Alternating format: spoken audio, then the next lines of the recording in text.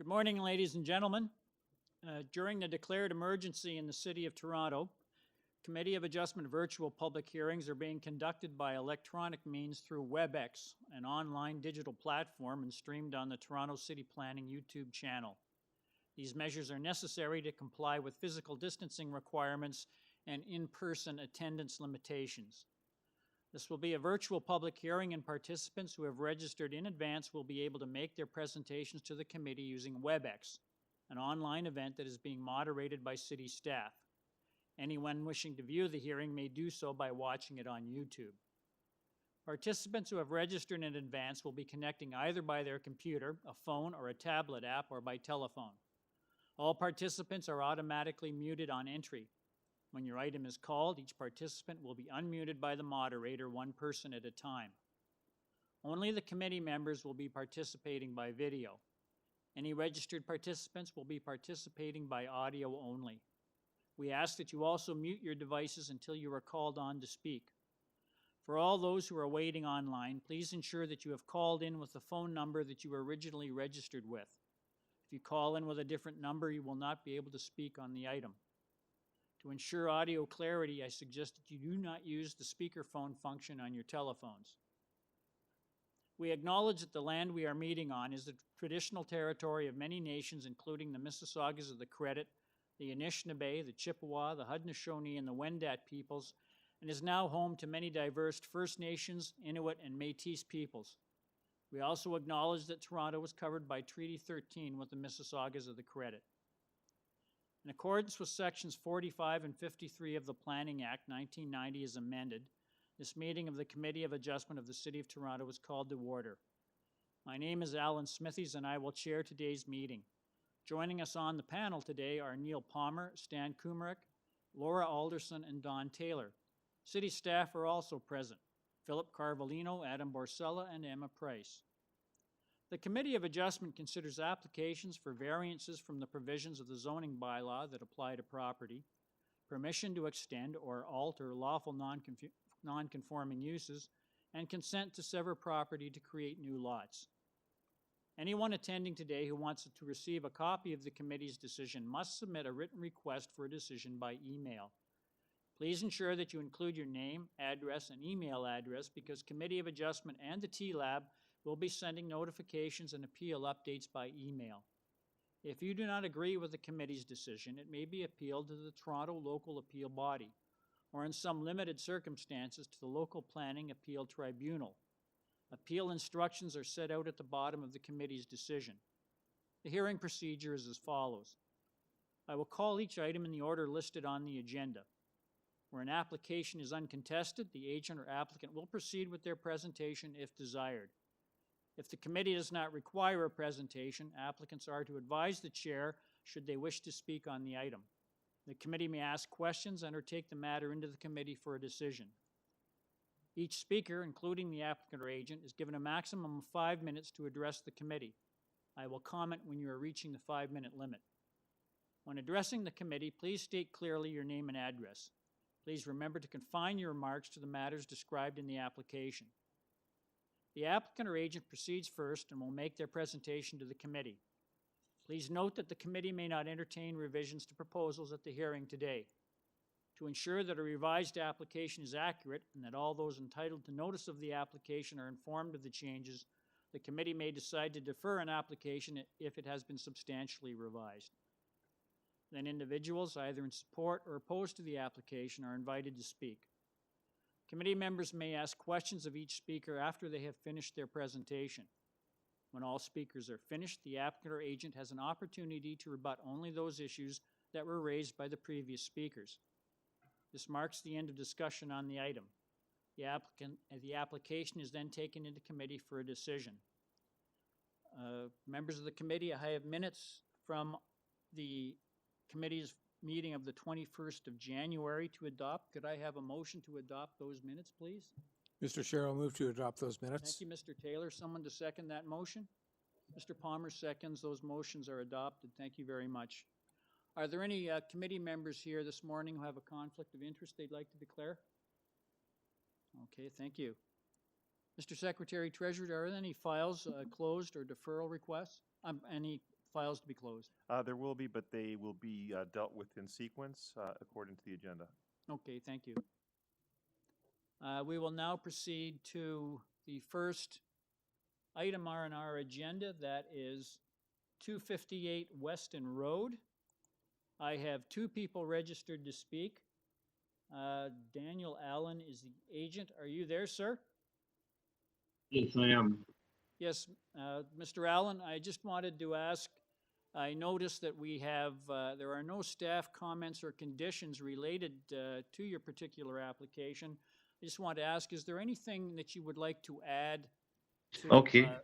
To your material that the committee doesn't have before us today?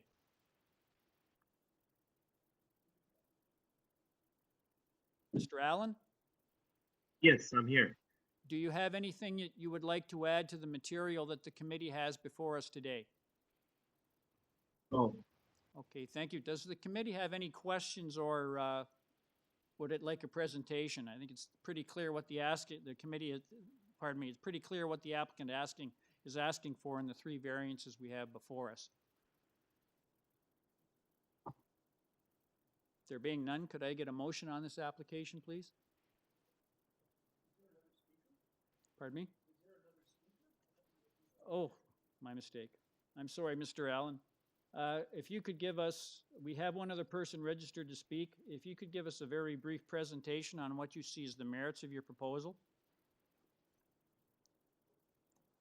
okay. So, pretty much, what the owner is just basically asking for, just for a below grade entrance in the front. I think something similar to what their neighbor have, in order to access the basement. They can't access the basement neither to the sides or the back. So their only option is to the front. That's probably basically for this below grade entrance, which is their main thing they want. Okay, is there anything else you'd like to add? No, not us anything now. Okay, does the committee have any questions of the speaker? I have a question through the chair. Ms. Alderson? Yes, I just wanted to ask if you had any conversations. This is a semi-detached home, and I'm wondering if the neighbor beside you has been consulted at all. I'm sorry, Ms. Alderson, can you repeat that? We lost your feed there for a minute. Sorry, I was just wondering, because this is a semi-detached home, I'm wondering if they have been in touch with the adjoining property owner. Mr. Allen, did you get Ms. Alderson's question? She's asking if you had any contact with the adjoining properties. No, I haven't met the adjoining property owner in person, but I know that the owner and that neighbor have some dialogue. Okay, which And property was that, sir? Which did you, on the property owners on both sides or just one? I think the one I just said to the building, the one that stick together with her building, I think she is referring to. I'm referring to directly to the semi-detached, because it is a semi-detached dwelling, I'm referring to the owner directly attached to that home. Yes, yes. The owner, the two owners, I think, have some dialogue going on. I haven't Okay, met the owner personally, but I know there's some dialogue going on. Mr. Allen? I heard what you said about dialogue. I'm just wondering what the end result was. I'm not too sure about that one. Hmm. Mr. Chair, we do have on the line the neighbor at Yes, 260. yeah, I know that. Okay, well, wait, Ms. Alderson, did you get your question answered? We have, I think, the neighbor next door to speak on this item. He's up next. Okay, that's great. Okay, thank you. I have one person registered to speak, Joseph Valente. Are you there, sir? I am. Mr. Valente, are you there? Yes, I am. Can you hear me? Can you hear me? Mr. Hello? Valente, are you there? Can you hear me? us? Hello? I can hear you. We're having trouble hearing you, but can we get your full name and address, please? My name is Joseph Valente, 260 Western Road. Okay, if you'd like to tell us your thoughts on this particular application? Yeah, I'm not okay with it. I've had many problems with this neighbor. She has no respect for me. Every time she does anything, she messes up my property and just leaves it as it is. There's no regard for Mr. me. Valente, it's Never. very hard to hear you. Okay, it sounds like you're yeah, speaking from the bottom of a tin can. Can you just speak into the regular Yeah. telephone? I'm actually online. I'm gonna try to disconnect the earbuds I'm on. 1 second.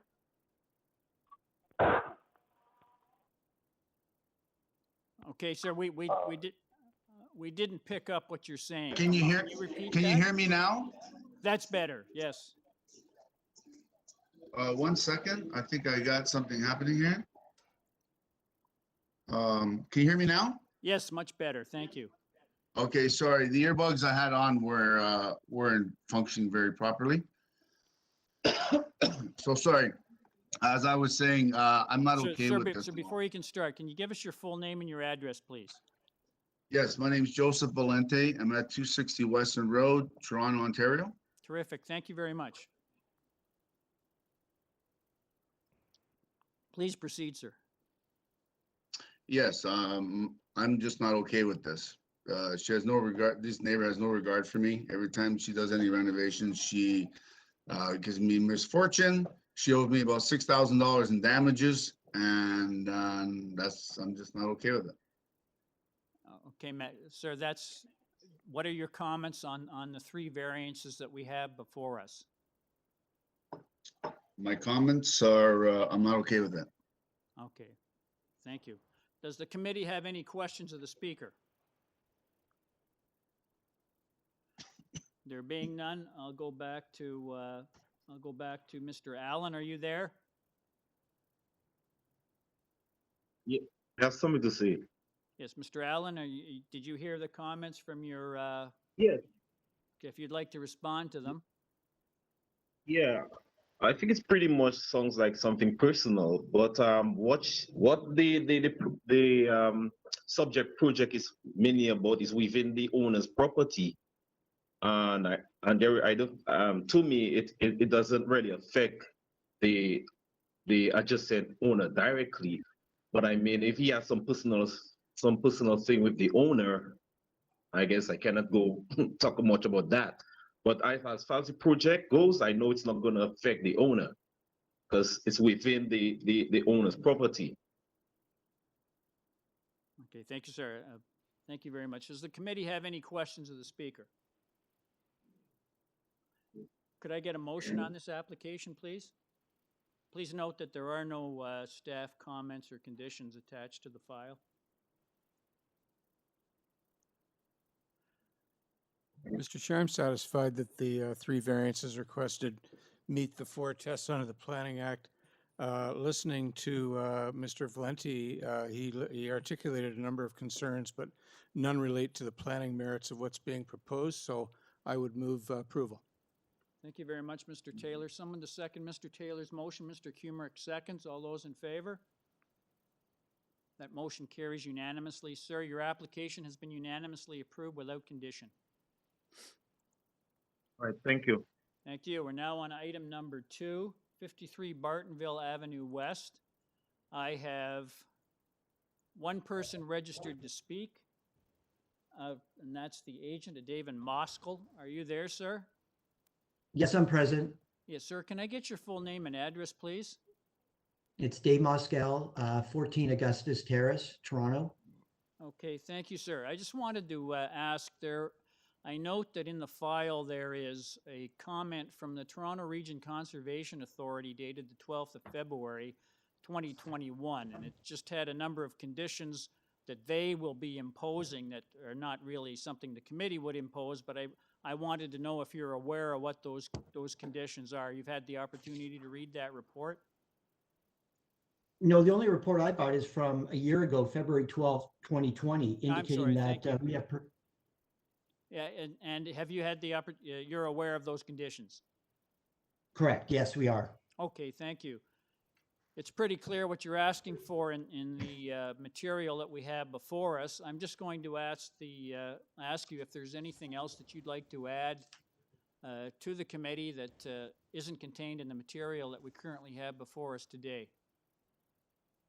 Just that the adjacent owners on both sides have given our approval through a signed letter of support, which is very important, and really no hardship on anybody of the adjacent neighbors on this application. Okay, thank you, sir. Does the committee have any questions or comments from the speaker? Being none, if I could get a motion on this application, please. Please note that we have no recommended conditions from City of Toronto staff. I believe the variances requested are minor and meet the tests of the for approval, and I would therefore like to move approval. Okay, someone to second Mr. Kumrick's motion? Mr. Palmer seconds. All those in favor? That motion carries unanimously. Sir, your application's been unanimously approved without condition. Thank you very much. Good morning. Thank you very much. Bye. Thank you. Item number 366 BRAYWIN Drive. I have 9 people registered to speak. The agent is a Mr. Brad Levere. Are you there, sir? Yes, I am. Good morning. Yes, hello, sir. Can I get your full name and address, please? Sure, it's Brad Levere, 89 Cockers Cove Road, Port Perry, Ontario. Okay, thank you, sir. There's a number of staff reports I want to make you aware of. There's one from Urban Forestry. They were recommending your application be refused due to impact on a bylaw protected trees, apparently both city-owned and private. There's also a report from dated the 29th of January from City Planning. They appear to have no objection, provided that, subject to these conditions, that the proposal is limited to a duplex with a maximum of 2 dwelling units.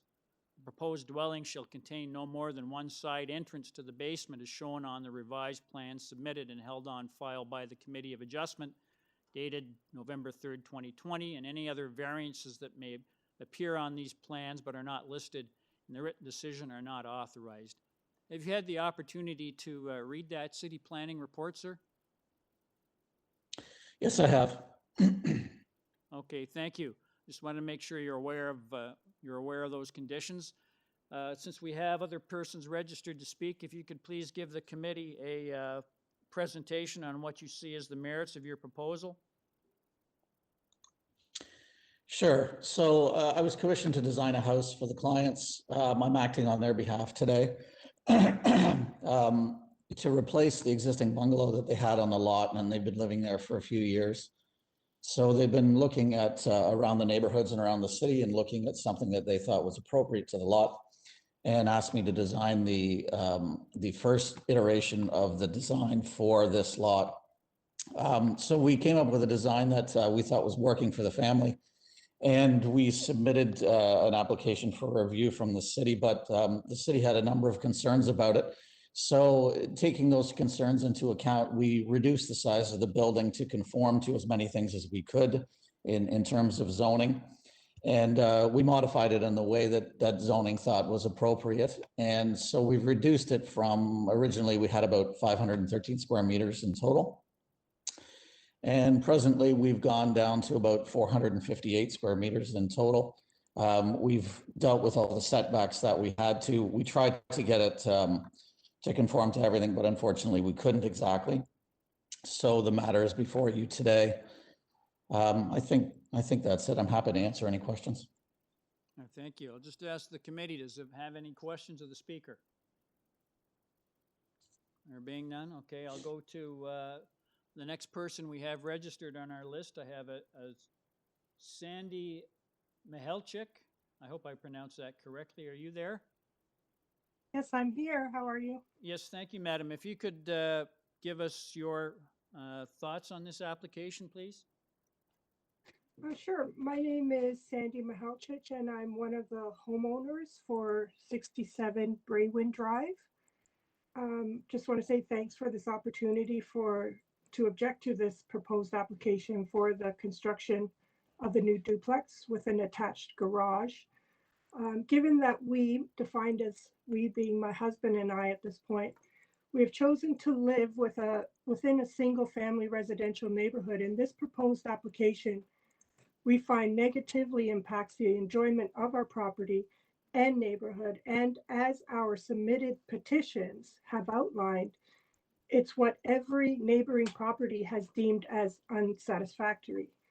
Now, the requested variance is not minor. It's not as simple as adding a parking space. This is something more excessive. An application to go from a single family residential to a multi-residential being a duplex in a neighborhood where there are no other existing multi-residential dwellings, it would certainly have a few impacts, such as increased traffic. Living within a cul-de-sac now, we already have cars speeding that don't obey the no exit sign at the top of the street. And with having small children who enjoy riding their bikes, have fun roller skating, playing tag, hide and seek, should not have to adjust or adapt to traffic concerns due to a duplex and increased traffic activity. As well, there's risk of flooding, which we historically have experienced. We have culverts, and as some know, those do not drain as well. And when there's a lot of rain, our streets do flood and it takes time to drain. And by approving this application, a precedent will be set for other properties to push the variance outside the zoning laws and exponentially affect water drainage for everyone in the Madam, I surrounding have area. to, just to state, the committee doesn't deal with drainage issues. If the applicant's application is approved and he applies for a building permit, he has to submit a lot grading plan that shows that his stormwater is going to be managed on his own property. Okay, good to know. Thank you. Okay? Yeah, can I continue? Yes, please. Okay, thank you. I know there's also no absolute guarantee against declining property values.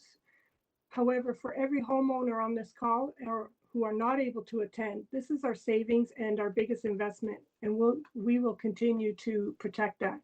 And also, adjacent and neighboring land use are not duplexes, and they do not pose any variance issues, and they conform with the official plan and are well suited of the purpose land, including their size and shape of lots. As well, there's a health and safety of the neighborhood that can include, again, I don't know if this is an issue that can be addressed, the sewage disposal. And as well as the saying goes, you know, home is where the heart is and also where the health is. And with mental health during this pandemic environment can affect anyone, and have to deal with this changing the use of land within our neighborhood, it can have an impact. Our neighborhood right now has strong ties and trust among ourselves, and this does not link with the better health of everybody. And if I may, the reason why I did get involved, this impacts neighbors who are not able to speak up, and to change the use of land and zoning laws to their needs without considering how it impacts their neighbors, I believe is discourteous and selfish. And because the supporting documents of previous plans did not conform to the zoning bylaws, so now it shifts to apply for minor variances, how I understand it. And as mentioned, the variance is not minor and it's not needed. How can something be a minor variance when the planned excavated footprint is almost double of existing? Changing the zoning to suit their needs and not adhering to the zoning bylaw requirements within the community would be a bruise to the human spirit. So zoning and official planning laws, just to close, exist for the good of the community. They provide a legal way of managing the land use and future developments. And when circumstances such as this proposed application to change the zoning is not the good of the neighbor of our neighborhood and is reasoned as unsatisfactory. Thank you. Okay, thank you, madam. Does the committee have any questions of the speaker? Being none, thank you, madam. Go to the next speaker on our list. I have a Jennifer D. Francesco. Are you there, madam? Yes, I am. Can you hear me? Yes, I can, madam. Can you please give us your name and address, please? My name is Jennifer DiFrancesco, and my address is 83 BRAYWIN Drive. Yes, could you please tell us your thoughts on this application? And if you please don't repeat comments that other speakers have made. Tell us. Yeah, I'll be short. I'll be short. Basically, when I found out about the request by 66 BRAYWIN Drive, I was very concerned about that. Gulfwood Village is a unique area in Etobicoke, and the current residents chose to live here because of its uniqueness. I'm not against the property owners building a new primary residence on their property, as long as it fits within our current zoning bylaws. Okay, I am against a duplex, and I am against it going exceeding the size it currently is. One of the issues that I have is the environmental impact.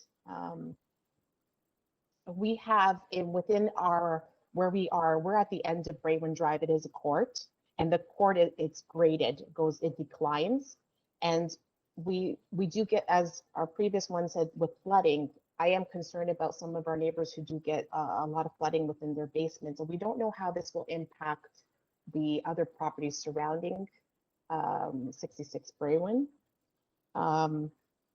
We also need to keep the integrity of our Gulfwood Village. By changing the zoning bylaws, I think that it will dramatically change what we already have here, and it may increase development beyond the scope of what already exists. And it will be detrimental to our neighborhood. So basically, I'm just asking that the committee declines their request and we keep our zoning bylaws as is. Thank you. Thank you, madam. Does the committee have any questions of the speaker? Being none, we'll go to the next person on our list. I have a Jerry Prock. Are you there?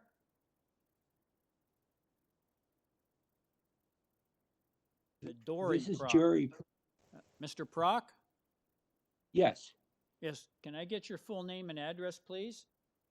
yes, it's Jerry Prock, and I'm at 68 BRAYWIN Drive. Okay, thank you, sir. If you could please give us your thoughts on this application, but please don't repeat items that have already been raised by previous speakers. We've already heard them loud and clear. Okay, basically, I have some objections because I'm directly adjacent to the proposed property. The first objection I have is the entrance to the building on the west side. The canopy and the steps to the entrance encroach on the setback, and I strongly object to that. And we also object to the encroachment of the deck beyond the property setback. It's a huge deck. There's no reason to even want to go beyond. Okay, none of these variance requests are minor in nature. They're all major, and they should be denied by the City of Toronto. That's basically what I have to say. Okay, thank you, sir. Does the committee have any questions of the speaker? Being none, thank you, sir. Go to the next person on the list. I have a Sharon Ferguson. Are you there, madam? Sharon Ferguson, are you there? We did have Sharon Ferguson. There are a couple of new call-in users that I want to unmute. Maybe she's one of them. Okay, let's try unmuting them, Mr. Barcella. Hi, call-in user 12 905 330. That's me. It's Robert Hardiksfeld. Not for this issue. Okay. And can I get your full name and address, please? That's not. This is My full name is. This is Robert Hartsgeveld for item 17. Yes. 11. Yes. Okay, I just want to, Mr. Barcel, I'm just going to ask, is Sharon Ferguson there? They're all muted. Maybe we'll go to the next one. I'll come back to them. Yeah. Next one, Annie or Stan Raimondo, are you there? They won't be joining us. Okay. So it's going to be Dana Batista. Okay, I'll take them off the list. Dana Batista, are you there? Yeah, I have no comment. Yes, Thank thank you, you. madam. Can I get your full name and address, please? Sure. Dana Batista, 28 Gulfwood Heights. Okay, if you could please, please give us your thoughts on this application, and if you could, please don't repeat items that we've already heard. Oh, I have nothing, same comments as the other callers, just concerned about the duplex in the neighborhood. So is it safe to say that you're not in favor of the application? Correct, I'm not in favor. Okay, thank you very much. Okay. Next person on the list, I have a Mary Samokos. I hope I pronounced that correctly. Are you there, madam? Mary Samokos there? Mary also, we had her, but we lost her, so maybe we can go to Ann Giordano and then Okay, I'll I'll. go to Ann Giordano. Are you there? Ann Giordano. Oh, are you I'm here. Okay, thank you, madam. So, Can I get your full name and address, please? Yeah, it's Emery Giordano. I'm at 41 BRAYWIN. So I won't repeat what everyone else said. I'll just say I agree with the objections you've heard so far. Just a note for the Committee of Adjustments. I do live on BRAYWIN and I was not notified about this. I'm not sure how that transpires or if I should have been.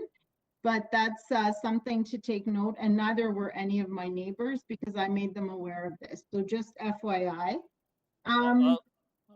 Madam, thank you. Yeah, go So ahead. She lives at 41. I'll just refer that to the Secretary Treasurer about the issue of notification, Mr. Carvalino.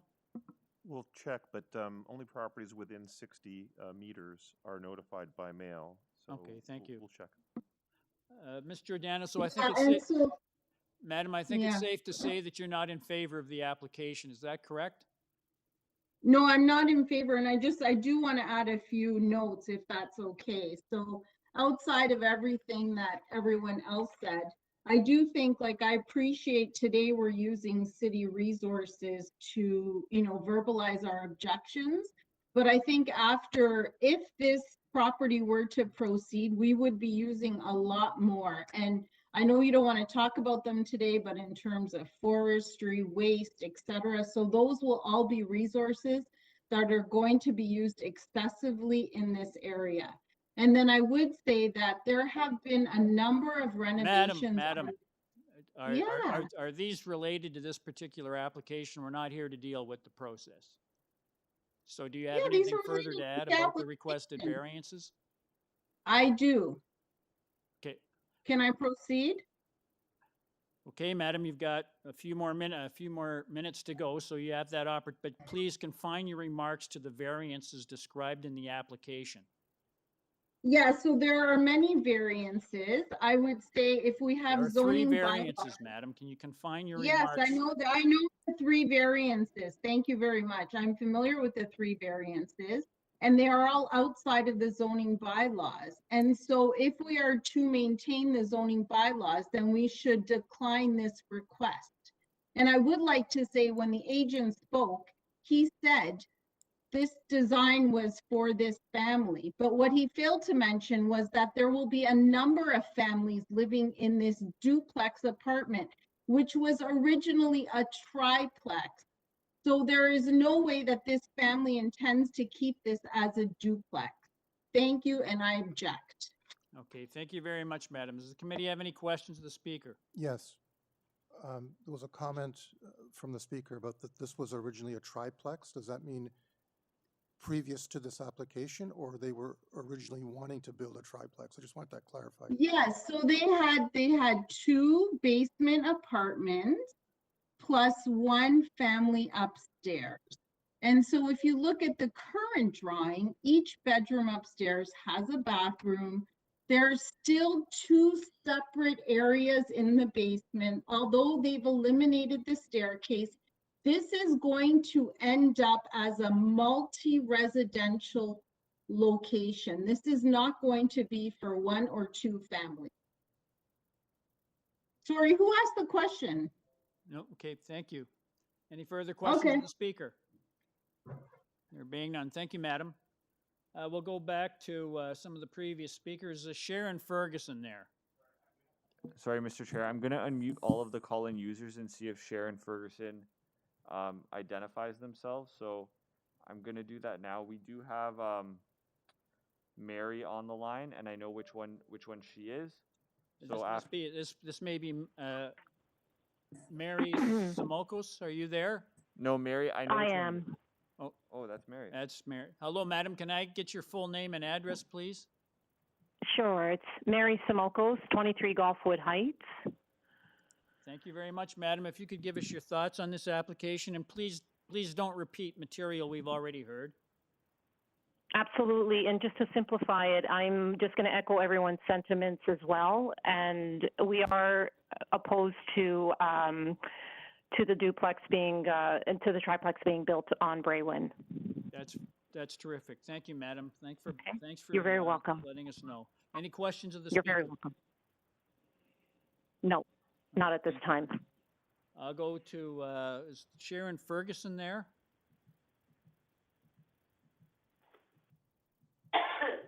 Ms. Ferguson, are you there? Last time. Sharon Ferguson, are you there? I just got correspondence from Paul that she is coming in. I think she's here now. Sharon I'm here now. Ferguson, are you there? I am, yes, thank you. Okay, thank you, madam. Can you please give us your name and address, please? Sure, my name is Sharon Ferguson, and I am speaking on behalf of the owner at 10 Golfwood Heights. You're speaking on behalf, okay, thank you. If you could please let us know your thoughts on this application. Sure. The owner is sitting right beside me, actually. The owner has lived in the area for over 65 years. And they moved into this area because it was originally designed and developed exclusively for single-family detached homes. Over the years, there have definitely been upgrades, but they have always stayed single-family homes. So we are not in favor of these variances because they are not minor, as the previous caller said, they are significant. As the changes would result in a negative view from her backyard, because the new structure will have an impact in blocking what she sees. Also, the area, as we said, was being zoned for single families. We're concerned about the additional strain on the utilities, water supply, and sewage, which I know these changes are huge. And as a multi-residential building, there will be an increase of traffic and parking. And the parking will obviously flow onto the adjoining streets, with Golfwood being one of them. And as the owner is a senior and lives and walks in the area, there is a health and safety concern. So we are asking that you will not allow these variances, and you will stick to the zoning bylaws that are already in place. And that is our comment. So thank you. Thank you, madam. Any questions of the speaker? There being none, we'll go back to the agent. Sir, are you there? Mr. Lavere, are you there? Yes, I'm here. Yes, you've heard the comments from the previous speakers. If you'd like to respond, please. Sure. So one of the callers had an issue with the side portico that was covering a previous entrance.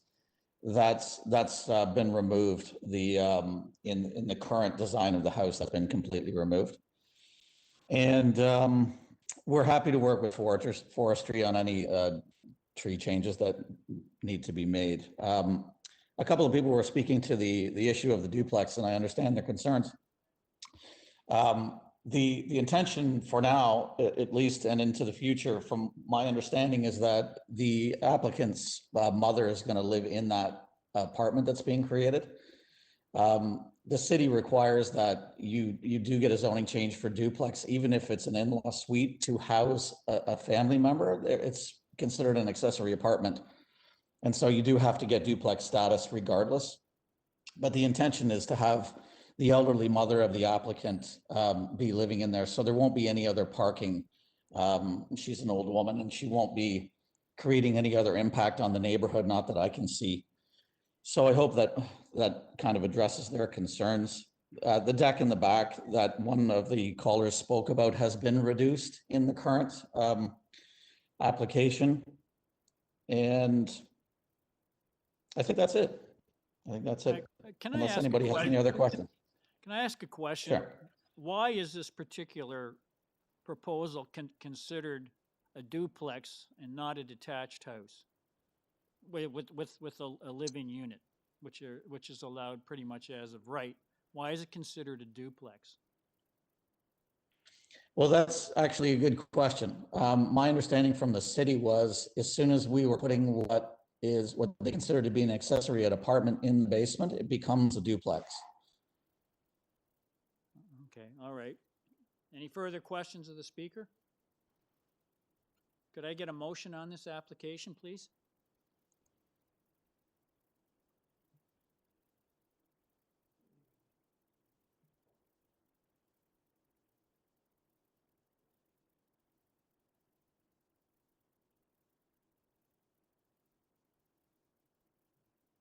Could I get a motion, please? I'm uncomfortable with the change in use. I think it's a slippery slope. I think change in use should be done by a policy matter, not by way of minor variance. So because of that, the application fails. Change in use is not minor in my view. So I'm going to move for refusal. Okay. Thank you, sir. Someone to second that motion? Mr. Kumar seconds. All those in favor? That motion carries unanimously. Sir, your application's been unanimously refused. Thank you. Item number 4, 32 Brawley Avenue. I have one person registered to speak. That's Alina Rodriguez. Are you there, madam? Yes, I'm here. Okay, thank you, madam. I think it's pretty clear what you're asking for in the application before us. I note that we have one recommended condition from urban forestry. Is there anything in this application and the material the committee has before us that you would like to add? No, thank you. Okay, thank you. Does the committee have any questions of the speaker? Yes, sir. Yes, just to confirm, ma'am, you're deleting variance number 4 from the notice as I see it? The maximum permitted soffit height? No. Is that correct? That's included. No, the variance number 5 from the original notice was deleted. It's the soffit encroachment. But the 4 variances listed in the notice is what we are asking for. Okay, I guess I misread the material I have on file. Sorry. Thank you. Okay, thank you, Mr. Taylor. Any further questions of the speaker? There being none, could I get a motion on this application, please? Hey, Mr. Chair, I'm satisfied that the variances meet the 4 tests under the Planning Act, and I recommend approval subject to urban forestry condition number 1. Thank you very much, Mr. Taylor. Someone to second that motion? I can second that motion. Ms. Alderson seconds. All those in favor? That motion carries unanimously. Madam, your application has been unanimously approved, subject to urban forestry conditions. Thank you very much. Have a nice day. Madam. Item number 5, 365 Lake Promenade. I have 3 people registered to speak, and the agent is Robert Santo. Are you there, sir? Yes, I am. Yes, can I get your full name and address, please? It's Robert Santo at 8901 Woodbine Avenue in Markham. Okay, thank you, sir. I just wanted to ask, we have an urban forestry condition recommended for your application as well. There's a report from city planning dated the 1st of February 2021. It was a comment-only report. I just want to know if you've had the opportunity to read through those comments. Yes, I have. Okay, sir, if you could give the committee a presentation on what you see as the merits of your proposal. Okay. The owners are an elderly couple looking to have a better quality of life. The wife can barely climb the stairs or walk up the stairs to get to their bedroom on the 2nd floor. The elevator is to help them get up to the 2nd floor, and it's not really an addition, but it is. It's a small extension of the ground floor going on top of the second floor deck. There's an existing second floor deck up there now. And with regards to the forestry, we're not touching any trees. Everything's basically internal except for when the elevator protrudes above the ground floor roof. Okay, thank you, sir. Does the committee have any questions of the speaker? Being none, we'll go to the next person on our list. I have Anthony Abate. Are you there, sir? Sorry, Mr. Chair. Yes, I am. Mr. Abate is the agent for item number 6 to Wilmar. Okay, sir. Okay. That's correct. He's off the list because his representative has already spoken. I have a Phil Melnick. Are you there? That Phil's also for item 6. The 3. Oh, they're off. Okay. All right. We don't need to hear from them. So we have no other neighbors.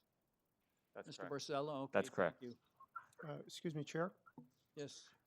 Question Palmer? for staff. The Ravine letter dated January 25th, 21, which refers to 3 different applications. What exactly does this letter mean? The report from Ravine Features and Natural Protection is identifying that the property is subject to their regulation area, but as you can see from the matrix on page 2, there are no conditions being recommended for this or the subsequent 2 applications that they've noted in this report. Thank you. Thank you. Any further questions of the speaker? Through the chair, a question of staff. I did have an urban forestry condition of number 2, although the speaker said there were no forestry conditions. So I'm just wondering, I just wanted to clarify that. There are. Yeah, there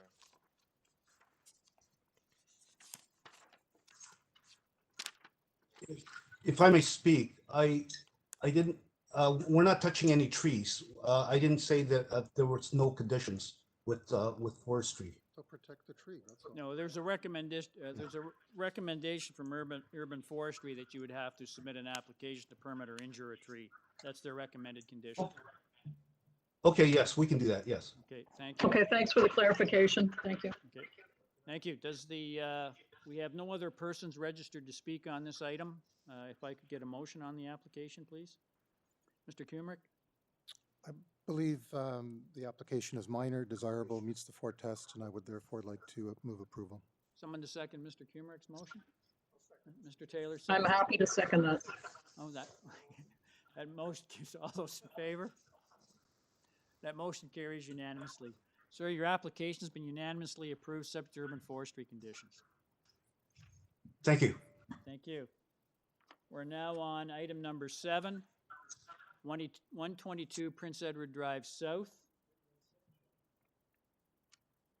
Item number 7, 122 Prince Edward Drive South. No, we were doing. Oh, jeez.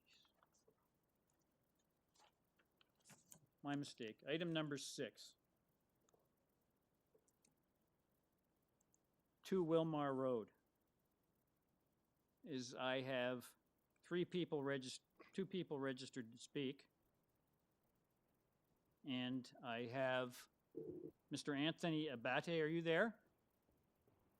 Yes, I am. Okay, can I get your full name and address, please? Yeah, Anthony Abate, 63 Pioneer Lane, Woodbridge, Ontario.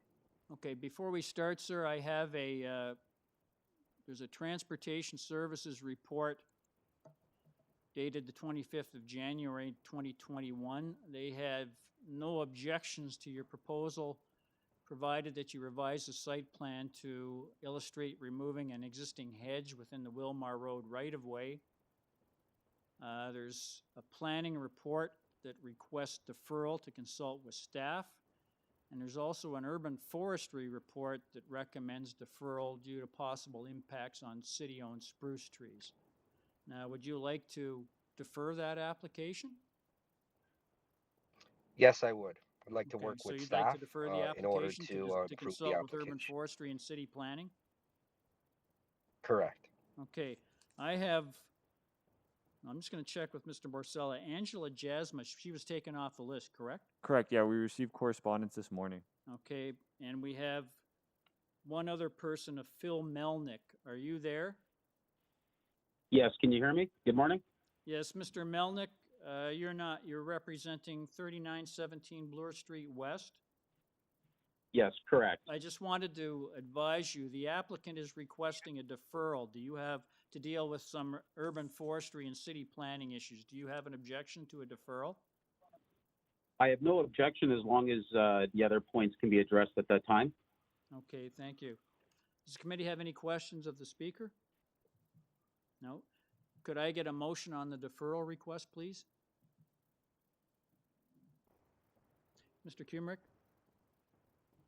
I'll move to defer the application so that the applicant can deal with urban forestry and planning.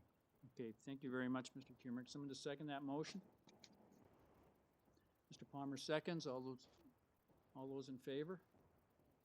I think Ms. Alderson had her name. Okay. Okay, Mr. Abadi, your application has been adjourned to the next available meeting so that you can meet with urban forestry and city planning. Thank you very much. Thank you. Item number 7, 122 Prince Edward Drive South. I have one person registered to speak, and Alan Nig. Are you there, sir? Alan Yes, Nig, sir. are you there? I can. Yes, can I get your full name and address, please, sir? Sure. My full name is Alan Ing. Address is 954 King Street West. Okay, thank you, sir. I just wanted to ask, is there anything in the application pretty clear what you're asking for? I note that there is a recommended condition from urban forestry. Is there anything that you'd like to Mr. tell the Chair? committee that isn't before the material that we have before us today? Mr. Chair, I've just been informed that our YouTube connection is down, so we have to pause until the YouTube connection it resumes. We'll come back then.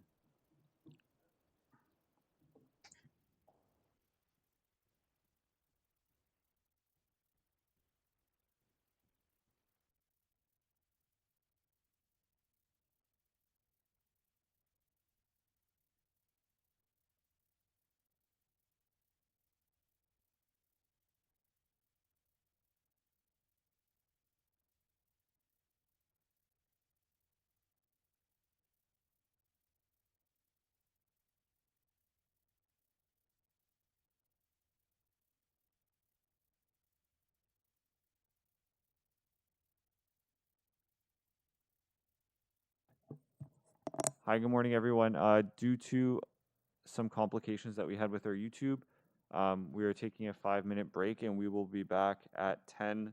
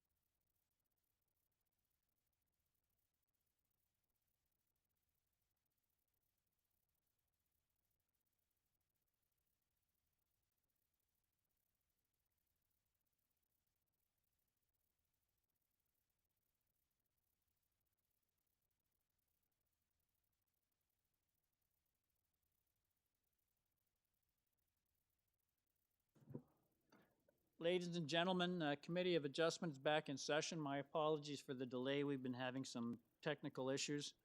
We'll go back to where we were. We were item number 7, 122 Prince Edward Drive South. I had Alan Ing as the agent, the only person registered to speak. Sir, are you there? Yes, I am. Thank Yeah, you. my apologies, sir. No problem. I just wanted to ask, pretty clear what you're asking for in the request that's before us. So I'll just ask the committee if it has any questions or comments. Is there anything that you would like to add, sir, that isn't in the material that the committee has before us today? No, Chair. I think you have everything in front of you. Okay, thank you. Could I get a motion on this application, please?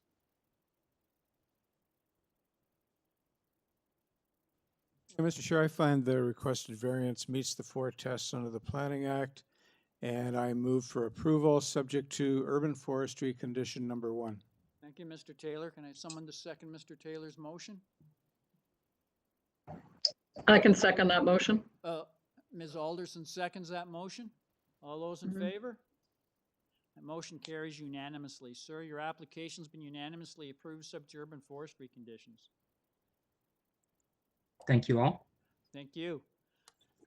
Now on item number 8, 54 Grovedale Avenue. I have one person to speak. Conchetta Camiso, are you there? We had her, but she logged off, so I'm trying to find the new call-in user. What I'll do, Mr. Borcella, is I'll hold this item down and we'll come back to it, okay? Sure. Oh, sorry, Mr. Chair, we have her. Okay, Conchetta Camiso, are you there? Hi, I am. Yes, madam. I just wanted to get your full name and address, please. Sure. My name is Conchetta Tina Camiso, 54 Grovedale Avenue. Okay, madam. Before we start, I just wanted to ask you, we've got a report from Transportation Services dated the 22nd of January, and they were indicating that they would like you to defer the application so to consult with them. They're concerned about, I guess, the design of your driveway and parking area, because they're concerned that a vehicle will be parking solely within the road allowance. And there's also a report from Urban Forestry that is recommending refusal due to the potential impact on, I guess, some city-owned and private trees.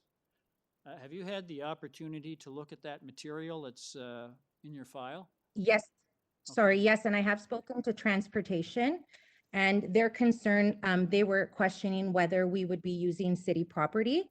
And I did mention that our plans clarify that we will be using and cutting the curb, in which they said that they would not recommend.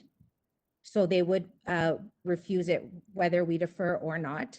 And we did read the forestry report, and my husband and I are both willing to pay the fee that they have asked for if we proceed with the project.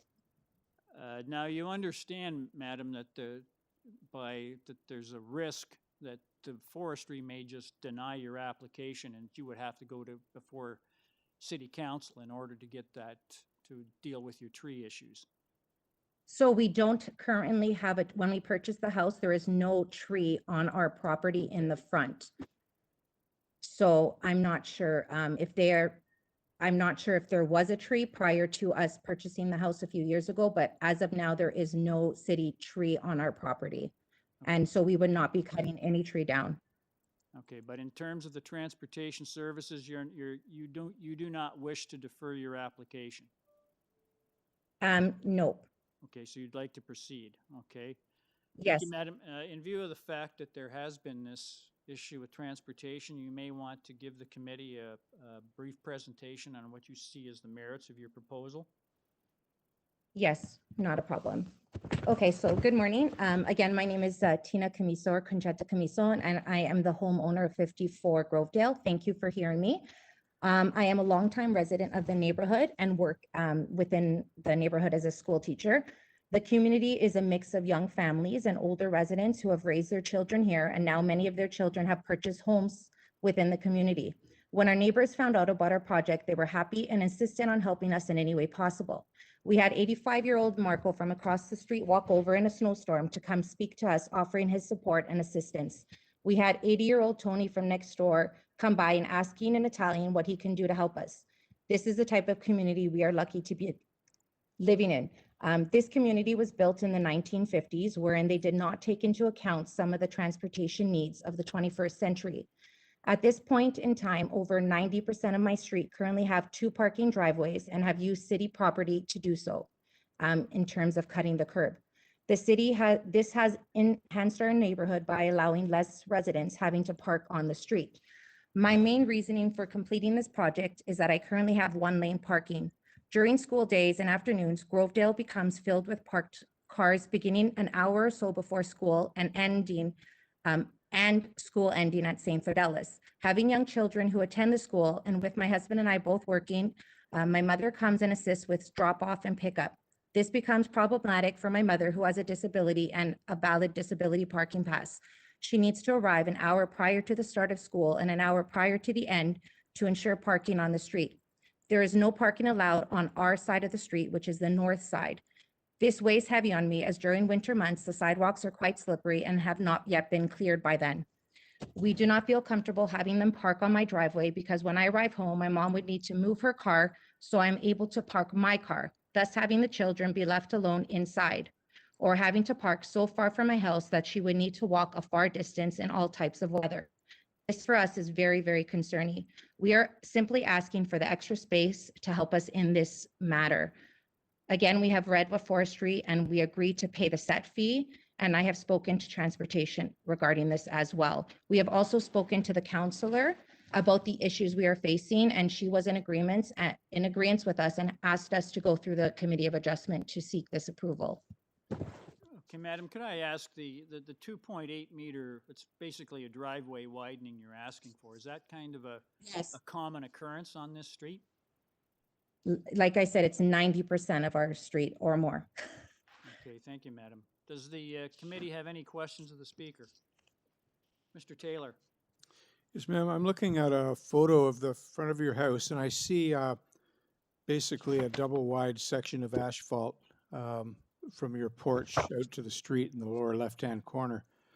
What is the difference between what I'm looking at and what you're proposing? We haven't done that yet, no. There's only 1 lane right now. No, there aren't. No. Oh, so sorry, we started the project. So what happened is, during COVID, we started the project and we hired consultants and a company to assist us, and they said they would be seeking the permit. We didn't realize we had to go through committee of adjustment. They just told us they would be taking care of it. So we started the project beforehand. Okay, so what I'm looking at is basically what you're proposing. It's already built. We haven't built, no, we just started. We stopped as soon as we found out that we needed to go through committee of adjustments. So this has been 6 months and we have left it. It's dirt. We haven't used it for parking or anything because it's just rocks. Any further questions of the speaker? Yeah, I've got a question. Just looking at the site plan, and I'm trying to figure out where the property line. Do you have the site plan in front of you, ma'am? I do, yes. So part of our property and our driveway is not ours. It belongs to our neighbor to the left of us. Okay, I get that, but the dark area where you've got proposed asphalt extension, there's a solid line that says street line, and then to the right of that, there's a dashed line. Is the dashed line your property line? Yes. So the area between that dashed line and the street line, which makes up 80% of the proposed asphalt extension, is on the city property then? It is, yes. I believe so, yes. Okay, so you're not proposing the driveway extension on your own property, or it's largely not on your property? And I don't think Correct. you could accommodate it other than if you put it on the other side of your porch. And Correct. okay, so and just a commentary, not a question. It looks like transportation says that they can't get on-street parking, and they're not supportive of them putting the parking spot on city property. Yeah, it's by virtue of the fact that what the applicant's proposing is what's effectively a driveway widening. They're widening their driveway, and the vehicle that parks on it would have to park basically within the municipal road allowance. That's the issue, which they're opposed to. Any further questions of the speaker? Similar question, or perhaps it's a comment. When you look to the house to the west and you look to the two houses to the east, they have also widened their driveways. I'm looking on Google Street View. However, they've done it differently. The curb cuts have not been widened.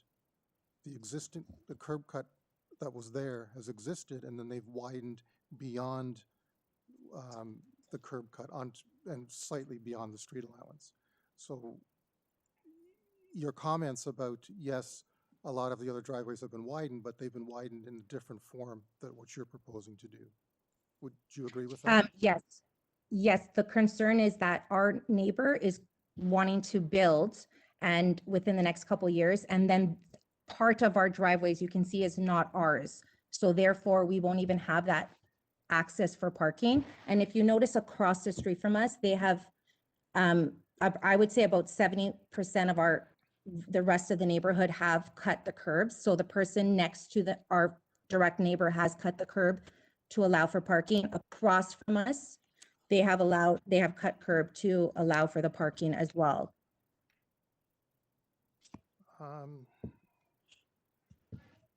Any further questions of the speaker?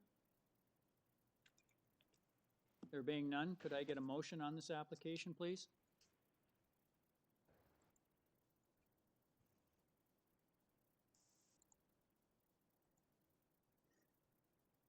I'm going to move for refusal. They can't get a permit from the city for this, so I don't see how we can approve it. So it's not minor, not in keeping with the zoning bylaw, so I'm going to move for refusal. Thank you, Mr. Palmer. Someone to second Mr. Palmer's motion? I'll second the motion, Mr. Taylor Chair. seconds. All those in favor? All those in favor? Alderson? I can't see her. Oh, she's in favor. Opposed? Opposed? Okay, so, Madam, your application has been unanimously refused. Thank you very much, Madam. Item number 9, 40 Elder Avenue. I have 2 people registered to speak. And I have a Chris Marchese is the agent. Are you there, sir? Yes, I am here, Chair. Can you hear me? Yes, sir. Thank you. I'm just going to ask, before you start, we have a request from City Planning in our report of the 1st of February, requesting that you defer the application to submit additional material. Would you like to defer your application? Yeah, so through you, Sir Chair, Planning Department did not receive all information required to review the application in the Long Branch neighborhood. So they've requested deferral, and I submitted a deferral request letter dated February 4th to the committee. At this time, I am kindly requesting deferral of this application. I'm having a little trouble hearing you, sir. Sorry, at this time, I am kindly asking for a deferral of this application in order to provide Planning Department with the requested documentation, as well as making some amendments to remove some variances from this application. Okay, thank you. I'm just going to ask, does the committee have any questions of the speaker? There being none, we have one other person registered to speak, Valerie Gruel. I hope I pronounced that correctly. Madam, are you there? Yes, I am. Madam, you've heard the agent speaking. He's like to defer the application. He has additional material he has to submit to the City Planning Department. Are you in favor of a deferral? Yes, I am. Okay, thank you very much, Madam. Could I get a motion on the deferral request, please? Sure, I'll move for a deferral so that the applicant can process this with, have time to process this with planning. Okay, thank you very much, sir. Someone to second that motion? I can second that motion. Ms. Alderson seconds. All those in favor? That motion carries unanimously. Sir, your application's been deferred to the next available meeting so that you can consult with city planning. Thank you. Have a great day. Thank you. Now on item number 10, which is 8 Trowell Avenue. I have one person registered to speak. That's Jonathan Benskowski. Are you there, sir? I'm here, Mr. Chair. Mr. Benskowski, we have a report before us from City Planning dated the 1st of February, 2021. They're recommending that your application be refused. Have you had the opportunity to review that report, sir? I have, but I do need to request a deferral of the application also. Okay, so would you like to defer the application? Yes, please. Okay. Committee, I have a request from the applicant to defer the application so they can meet with city planning. Can I get a motion to on that deferral request? We have no other persons registered to speak. I can put forward a motion for deferral in order to give the applicants an opportunity to discuss what he needs to discuss with city planning. Thank you, Ms. Alderson. Can I have someone second Ms. Alderson's motion? I'll second, Mr. Chair. Mr. Taylor seconds. All those in favor? The motion carries unanimously. Sir, your application's been unanimously, your deferral request has been unanimously approved so that you can meet with city planning. Good luck, sir. Thank you. Thank you. Item number 11.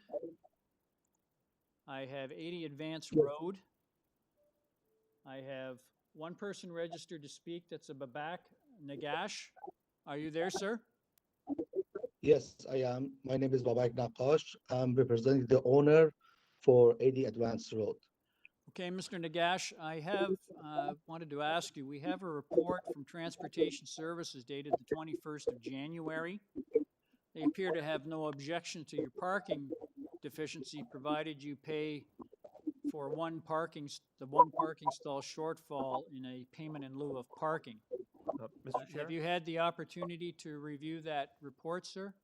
Mr. Chair? Yes, yes. Sorry to interrupt again, yes. but our YouTube connection is down again, so if we can just pause for a few minutes. Sorry.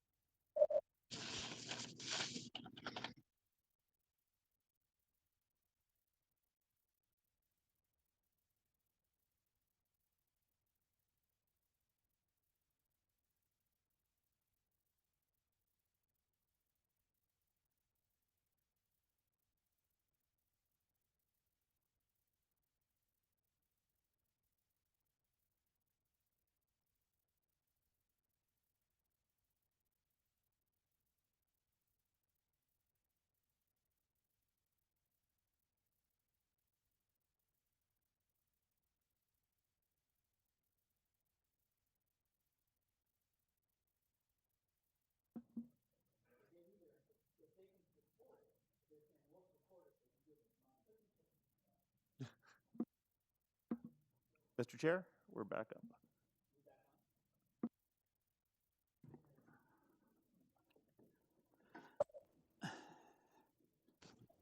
My apologies, members of the public. We've had some more technical problems. Mr. Nagash, are you there? Yes, I am. Okay, sir. I just wanted to ask, you've had the opportunities to read that report from Transportation Services? Yes, I have read through it. Yes.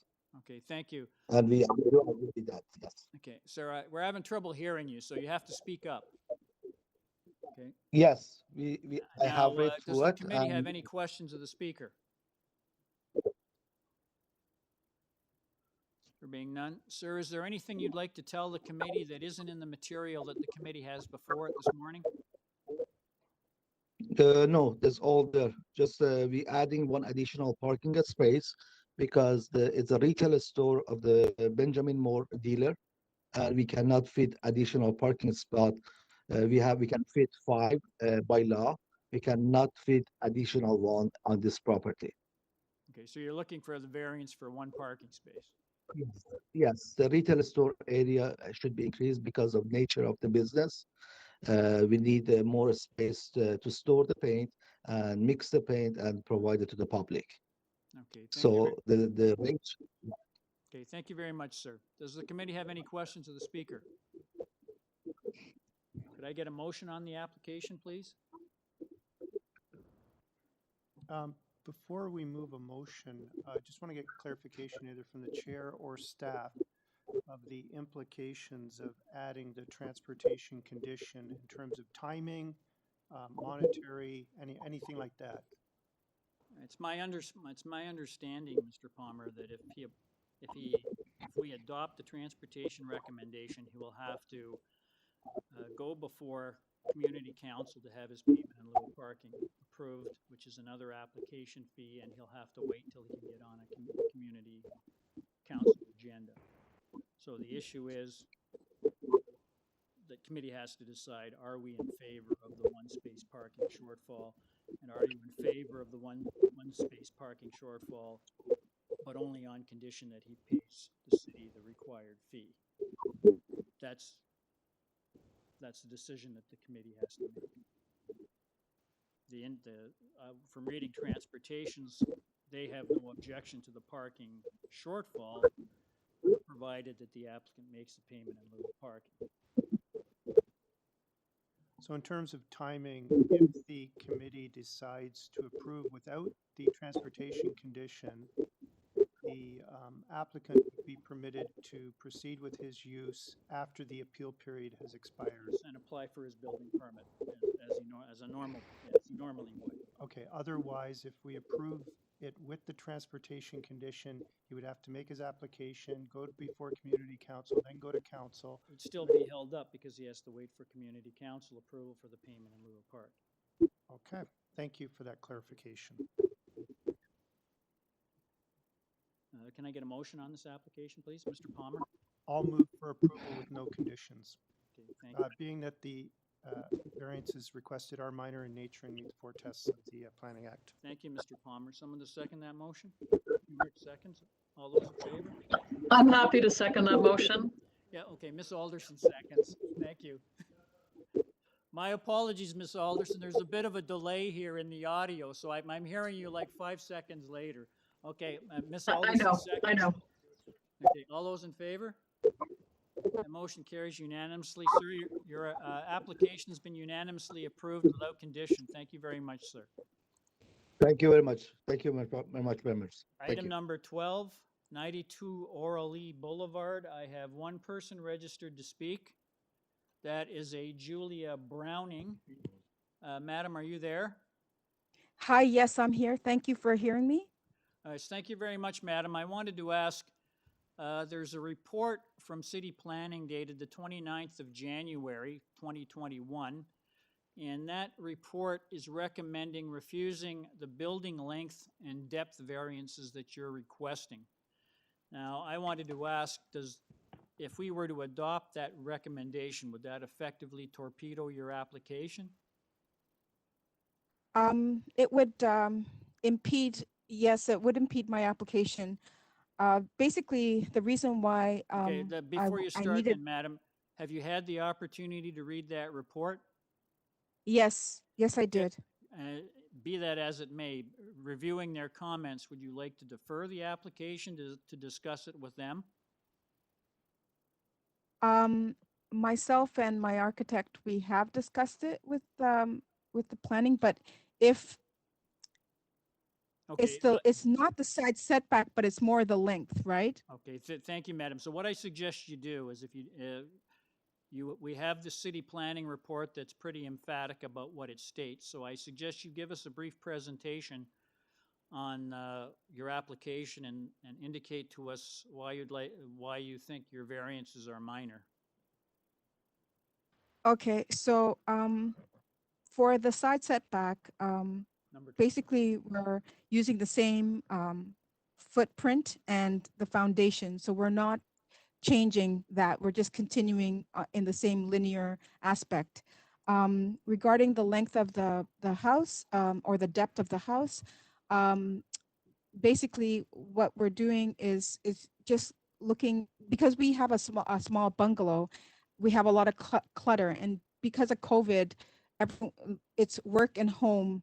We're working from home, and of course my children are in school, and it's very difficult. So with the space we have, it's difficult for what we are going through right now. When speaking to the city, the planning, we had mentioned, we understand the length. We had no problems with our neighbors to the left, the right behind us regarding the length of our home. They were very supportive of us. So that didn't seem to be a problem with the neighbors. But I do understand that the planning, we were I think it's 17 meters, and we are 2.8 meters length beyond what the city planner had recommended in the report. Also, with the growing family and aging members that will come live with us, the need for that depth is necessary, because it's just part of, I guess, our need at this time and for future. Sir, madam, I wanted to ask, have you had any discussion with your neighbors on either side, and are they opposed to the variances you're requesting? No, they're actually supportive. Like, they're stopping us and going, yes, we support you, and we have no problems with it. So that's why you're not hearing from any of the neighbors. I have the sign posted so they all see it, and they've, yeah. Okay, thank you very much, madam. Does the committee have any questions of the speaker? Ma'am, just to clarify, what's your existing house? What's the square footage of the existing house, and what's the square footage with the new addition? The existing square footage is just, I would say it's just under 1,000 square feet. And the new, with the addition, I believe it's going to be 1,800 square feet. Okay, thank you. Okay, thank you. Any further questions of the speaker? Could I get a motion on this application, please?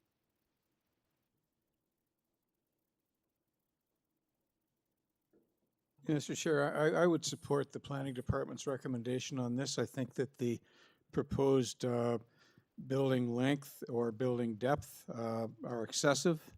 I appreciate that there's a COVID-related reason for this addition, but I don't think we can kind of adopt new zoning standards to accommodate a pandemic, unfortunately.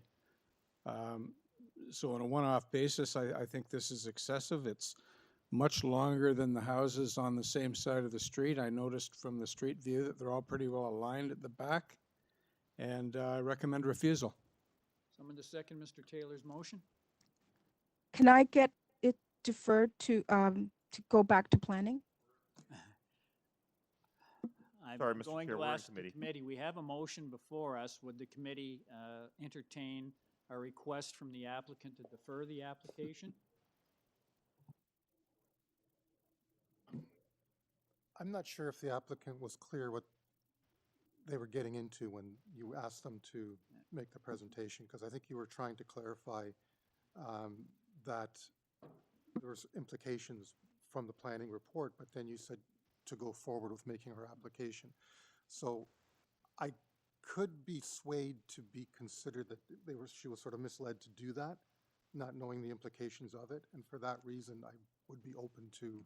Okay, if we have a motion from Mr. Taylor, so it's we either have to adopt the motion or recommend a refusal if you want to go back and make a motion on a deferral. So if I could have a vote on Mr. Taylor's motion. Someone to second it? Okay, it fails. So could I have another motion? Okay, new motion fails. I'd like to move deferral so that the applicant can go back to the planning department to discuss resolution of her issues. Thank you very much, Mr. Kumar. Can I get someone to second that motion? Happy to second that motion. Ms. Alderson seconds. All those in favor? That motion carries. Madam, you're in luck. Your application, your application. Big luck. Been deferred to the next available meeting so that you can meet with city planning. Good luck, madam. Thank you very much. Thank you. Item number 13, 53 Brentwood Road North. You panic. I have one person registered to speak. That is a Sava Miokovic. I hope I pronounced that correctly. Are you there? Sava? I am here, yeah, and thank you very much. You did pronounce that correctly. Yes, yes, sir. I just wanted to ask, we have some city reports here. That we have a recommended condition from urban forestry. There's also a report from city planning dated the 1st of February, and they're recommending that the proposed development be constructed as illustrated in the revised site plan submitted dated January 25th, 2021. They want the variance number 1 for lot coverage modified to 39.33%. Variance number 4 for the north side setback of the rear platform be refused. And variance number 5 for the rear yard soft landscaping be modified to 44.16% of the rear yard. Have you had the opportunity to review that report, sir? Yes, definitely. And just to clarify, those are all kind of related variances. Okay, just a moment. Just a moment, sir. I have Mr. Carvalino. Mr. Chair, we do have some revisions that were submitted. There is a revision page on your additional materials that you can refer to. And I believe the items that are highlighted and struck out in red are the changes, together with Men at Work Design's cover letter with some additional support. Okay. Thank you, Mr. Carver. So what I'll do is I'll ask the applicant to go through those recommended changes for the committee's information. Sir, could you please go through your application and indicate to us what variances you're changing? Right. So, you know, it was a very slight reduction that planning was required. So we thought, you know, to show good faith, we would make that change. And the change is essentially increasing the side yard setback of the deck. Sir, just a moment. Can you please tell the committee what changes you're making to the application we have before us? Like Right. Might be useful to pull up the site plan if you don't mind. Just go through each variance and tell us which change you're made. So variance number 1, which is the lot coverage, are you changing that? We are, yeah. So we're reducing the lot coverage. Okay, from 41% to which? To 39.33%. 39.33? Right. Okay, variance number 2, is that changing? So on your, that is the, nope, that's remaining the same. Floor space index stays the same. Variance number 3, the side yard setback, is that changing? It's not, it's unaltered. Okay. Number 4, which is the proposed platform location setback, is that changing?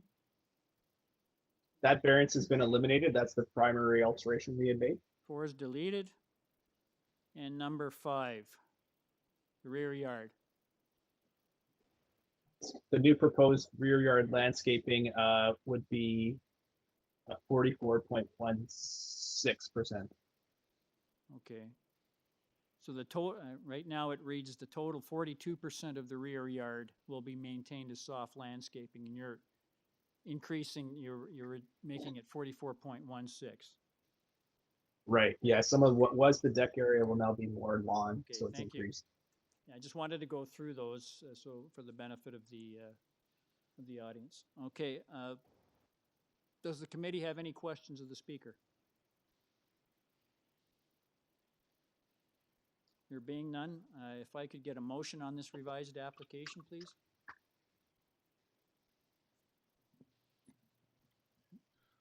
I'll move approval as revised, seeing that it does meet the 4 tests. I believe it does, subject to urban forestry condition number 2. Thank you very much. I believe we also have the part of the city planning recommendation, though, that the proposed development be constructed as illustrated on the site plan. So that would, okay, that would also be a condition. Someone to second Mr. Kumrick's motion? Mr. Palmer seconds. All those in favor? That motion carries unanimously. Sir, your application's been unanimously approved, subject to urban forestry and city planning conditions. Great. Thank you very much. Have a good day. Thank you. Item number 14, 27 BALEBERRY Crescent. I have one person registered to speak, Rohan Sovig. Are you there?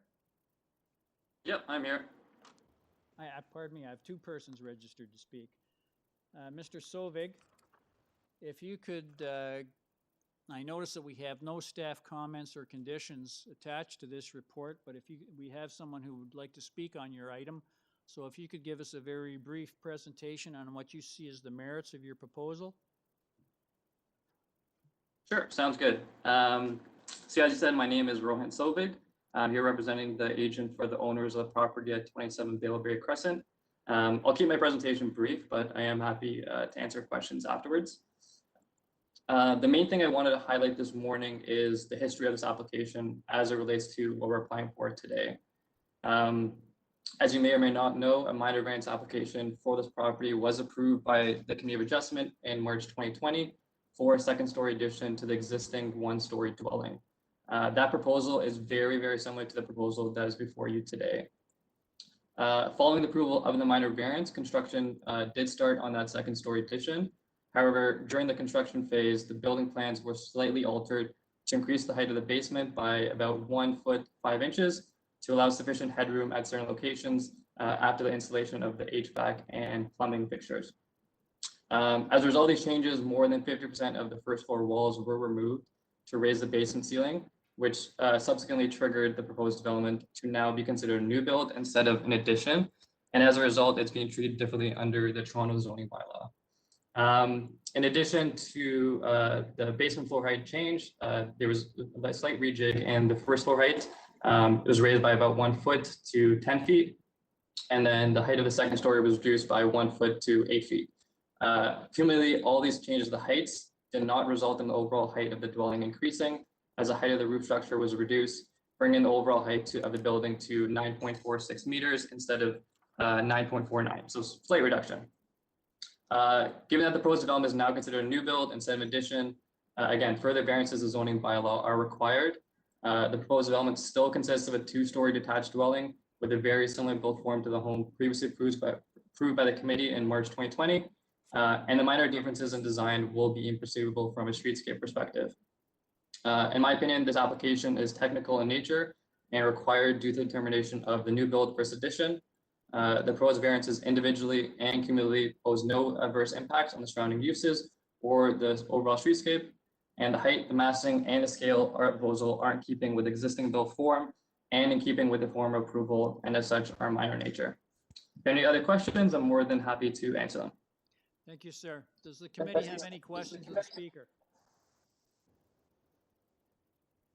There being none, I'll go to the next person we have registered to speak. I have, looks like Georgie Vanny. Are you there? Sorry, Mr. Chair, Mr. Vanny will not be joining us. Paul reached out to them and they had confirmed that they won't be in attendance. Okay. So we have no other persons registered to speak.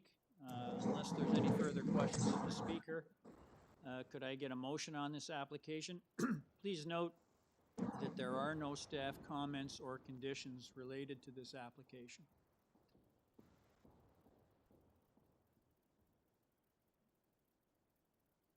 Mr. Chair, I'm satisfied that the requested variances meet the four tests under the Planning Act, and I move for approval. Thank you, Mr. Taylor. Someone to second that motion? I'm very happy to second that motion. Ms. Alderson seconds that. All those in favor? That motion carries unanimously. Sir, your application has been unanimously approved without condition. Thank you very much. Thank you. Appreciate your time. Thank you. Item number 15, 9 Paula Boulevard. I have one person registered to speak. Chris Marchese is the agent. Are you there, sir? Yes, Chair, I am here. Can you hear me?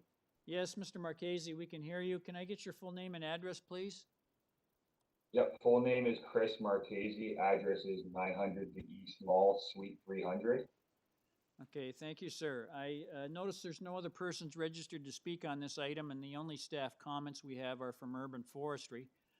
I'll just ask the committee if it has any questions or would like a presentation. I'll just ask, sir, is there anything you'd like to tell the committee that isn't contained in the material that we have before us this morning? No, nothing that's not within your material. I just want to make sure that the committee members are aware of the 11 supporting signatures along Paula and the immediate streets, as well as both immediate neighbors to the north and south of the subject property. At this time, that's all I have to add. If there's any questions, I'll be happy to answer them.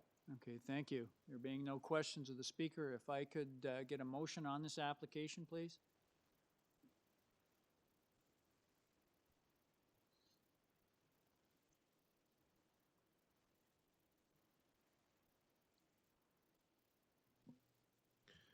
I find the application meets the four tests and would be minor in nature. I would therefore like to move approval, subject to forestry conditions 1 and 2.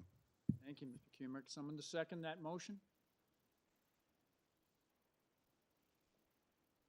I'll second the motion, Mr. Chair. Mr. Taylor seconds. All those in favor?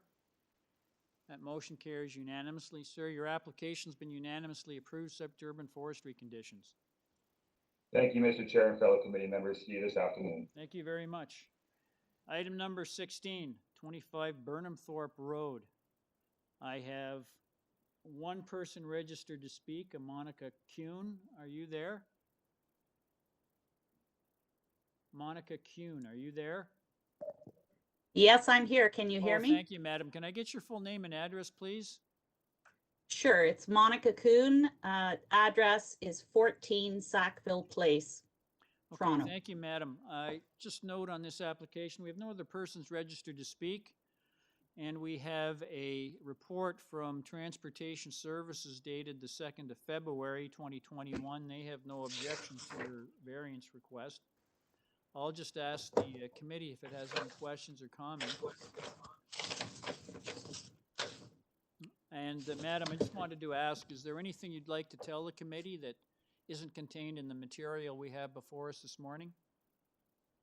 One thing, I just want to make sure that you've got the revised transportation report. The one from February 2nd had a mistake in it. They made a comment in the third paragraph that the site was currently occupied by an existing one-story detached dwelling, which is not the case. The site's currently occupied by a church. No, madam, we just, the report we have from us is dated the 2nd of February from Transportation Services. So that's, there's nothing, we don't have anything that you're, that letter that you're referring to. We do. It's in your additional materials. Okay, madam, can you just,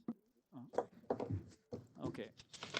Madam, can you just elaborate for me what is it that you'd like to make reference to? In which, oh, you mean between the two reports? Yes, just, can you tell us, there's no Yes, contradiction there, is there? In the third paragraph of the February 4th, it says the site is currently occupied by an existing church, which is correct. In the previous one from February 2nd, it said that the site was an existing single-family dwelling, which was incorrect. Oh, okay, that's, okay, I have it. Okay, thank you. Thank you for that clarification. Any further questions of the speaker? There being none, if I could get a motion on this application, please. I do have a question of staff through the chair. I wonder what the status of the review of all parking standards across the city is. I understand that there are going to be some modifications to those standards, and I'm just wondering where we're at. Mr. Carvalino? Through you, Mr. Chair, I am not personally aware of any revisions being made, but I'll be happy to look into any parking standard studies that are happening, and I will report back to you directly. Thank you. Thank you very much. Any further questions, Ms. Alderson? No, none at all. Thank you. Thank you. Any further questions of the speaker? Could I get a motion on this application, please? Mr. Chair, this is an application for a very minor adjustment, variance adjustment, and meets the other tests under the Planning Act. And I recommend, I move for approval. Thank you, Mr. Taylor. Someone to second that motion? Happy to second that motion. Ms. Alderson seconds. All those in favor? The motion carries unanimously. Madam, your application's been unanimously approved without condition. Thank you very much. I appreciate it. Okay, thank you. On to item number 17, 39 Haney Avenue. I have 3 people registered to speak. I have the agent Murray Fearn. Are you there? Yes, Murray Fern, I'm here, yes. Yes, can I get your full name and address, please, sir? My name is Murray Fern. Now, I'm representing the Sir, owners of could you 39 speak Haney up, please? Avenue, but... Sorry?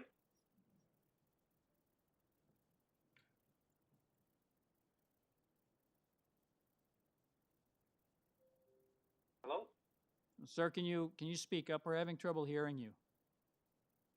Yes, my name is Murray Fern. I'm representing the owners of 39 Haney Avenue.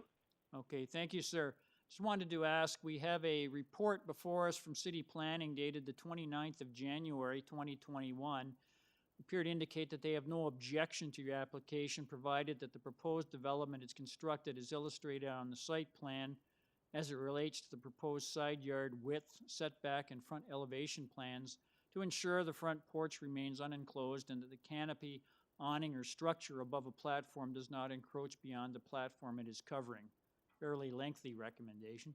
The site plan and front elevation plans were submitted on October 30th, 2020 and held on file in the Committee of Adjustment office.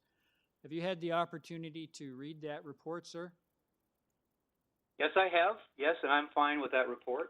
Okay, thank you, sir. We have 2 other persons registered to speak, sir, so if you could give us a brief presentation on what you see as the merits of your proposal. Okay, our proposal is to provide a 2-story rear addition to the existing dwelling, and we also want to construct a 1-story garage addition to the west side of the existing house, and we want to construct a new front porch, a new covered front porch, and we're constructing a basement walkout on the west side, or sorry, on the east side of the house, and we're constructing a small rear deck and steps at the rear of the house again. We also want to demolish, there's an existing 2-story garage in the rear yard. We want to demolish that. Okay, thank you, sir. Does the committee have any questions of the speaker? There being none, we'll move to the next person on the list. I have a Ray Strong. Are you there? I'm here, sir. Thank you. Yeah, can I get your full name and address, please, sir? My name is Raymond Strong. I live at 41 Haney Avenue. Okay, if you could please give us your thoughts on this application?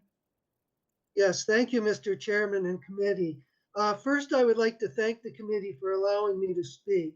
I have shown your distributed letter to several former colleagues, including business professionals and several homeowners. The common reply is that the first variance of 0.23 meters, about 9 inches, is too close to the property line. I have outlined some of these concerns in my email to the committee. Firstly, drainage of a building that close to the property line, for example, risk of water in the basement. The overhang is quite close to the property line.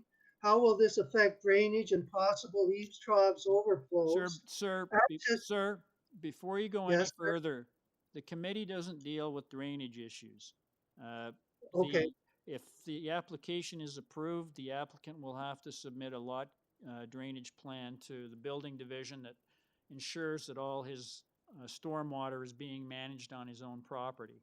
So there's no point in making comments to us about lot drainage. That would be dealt with through another division. So if you could focus on the variances before us. Yes, sir. Access to the backyard for emergency personnel, fire and ambulance.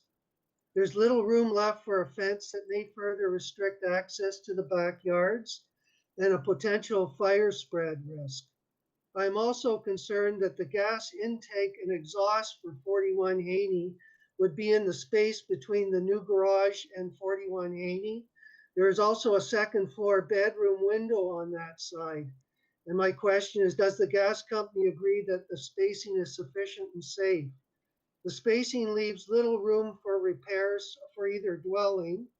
Will a building that close to the property line affect property value? And is there liability coverage for potential damage to the foundation and worker coverage for the construction?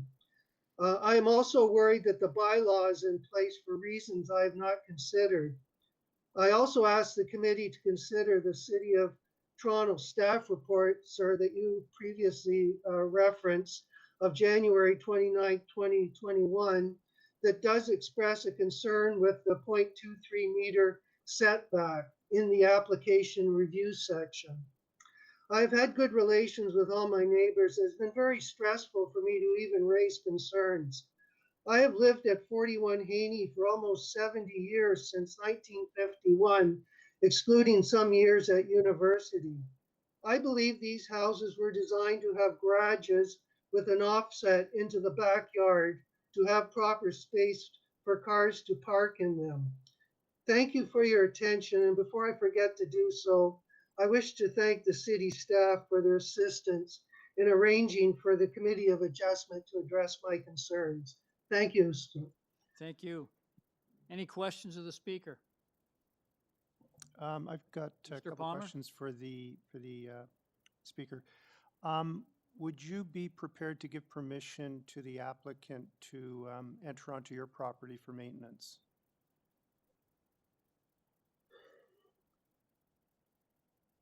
I don't need a yes, no. Would you consider that? I would consider it, yes. You would consider, okay.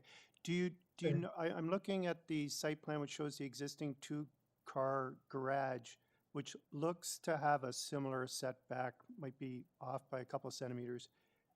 Did that impact on your property at all, or you're more concerned with this new garage and the proximity to your house? Yes, sir. I am concerned with the new garage. The current garage has a setback of 17, and the new one will be, I believe, 9 or something. And it's also in the backyard versus right adjacent to the house. That is my concern. Okay, thank you. Thank you. Any further questions of the speaker? Being none, I have one other speaker on the list. I have a Robert Hartigsveld. Are you there? Yes, I am. Yes, hello, sir. Can I get your full name and address? Yes, good morning. It's Robert Hartigsfeld. I'm the property owner at 48 Haney Avenue. Okay, thank you, sir. If you could please give us your thoughts on this application. Yes, thank you. I support the two-story rear addition and proposed covered porch. However, I have concerns regarding the proposed variance to the zoning bylaws. It relates to the side yard setback in the minimum required of 1.2 meters to the requested 0.23 meters. In the interest of time, I won't reiterate what the previous speaker has said. I have read the staff reports and the planning reports, and their concerns that have identified regarding this width from the property line, as well as the proposed roof eaves. Additionally, I do not believe the requested variance is minor, and the general intent and purpose of the city's bylaws will not be maintained. Throughout the neighborhood, the standard side yard widths vary anywhere from 1.2 meters, 4 feet, to more than 6 feet in several instances. I believe that allowing this variance would set an alarming precedent for the neighborhood. Thank you. Thank you. Any questions of the speaker? Being none, I'll go back to the agent, Mr. Murray Fern. Are you there, sir? Yes, sir. Sir, you've heard the comments from the two previous speakers. If you'd like to address their concerns. Yeah. I guess the main reason for our garage at the side of the house is that the owners want to be able to access the garage from their house. There's an existing stair and entrance at the side which allows them to do this. That's one of the main reasons. They also want to remove the existing two-car garage in the rear yard. It's over 400 square feet, and they want to be able to access more of the green space in the rear yard. Also, too, there's with regards to drainage, I know that doesn't come into play as far as the zoning is concerned, but all that extra asphalt and pavers that we have for access to that rear yard garage, just again, we're looking to add more green space to the rear yard. As far as the actual access to the rear yard, we have from inside the garage, we have access, an overhead door with access to the rear yard, and we're providing all the drainage around the eaves of the house to maintain it on our own property. The gentleman was indicating something with regards to fire access. All our exterior wall has to be non-combustible. We have fire-rated drywall that has to be through the building code on the inside. Again, I think we're eliminating a huge two-car garage in our rear yard, and hopefully this new smaller side yard garage will be acceptable to the committee. Okay, thank you, sir. I just wanted to ask, would you consider that side yard setback that you're proposing for the garage, would you consider that unusual for the area?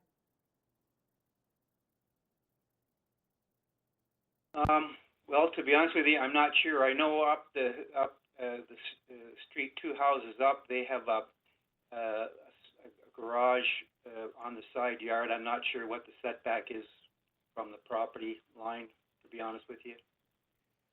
Okay, thank you. Does the committee have any questions of the speaker? One question. The width of the garage, if you were to make it narrower, would that be out of line with the building code? Like, is there a possibility to make it less wide so that you could reduce the setback or increase the setback? If we made it less in width, then there would be other variances with regards to the interior dimensions of the garage itself. That's the issue too. So currently, that is the minimum, yes, that you can do without triggering those variances. Yes, it is, sir. Any further questions of the speaker? Could I get a motion on this application, please?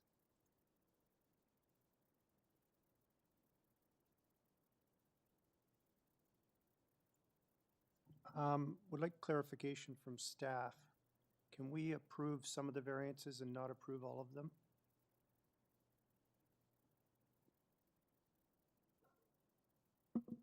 The decision would rest with the committee. The applicant has put forward the variances he needs for the ultimate development he is trying to satisfy. But yes, you could modify or approve or refuse.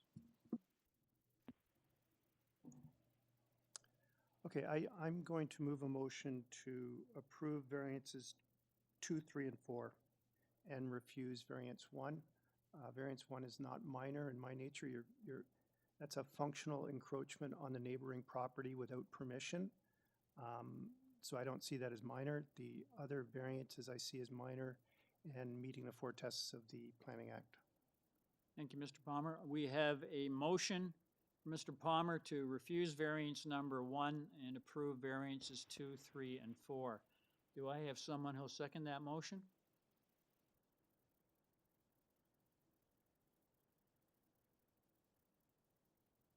That motion does not pass. Can I get another motion, please?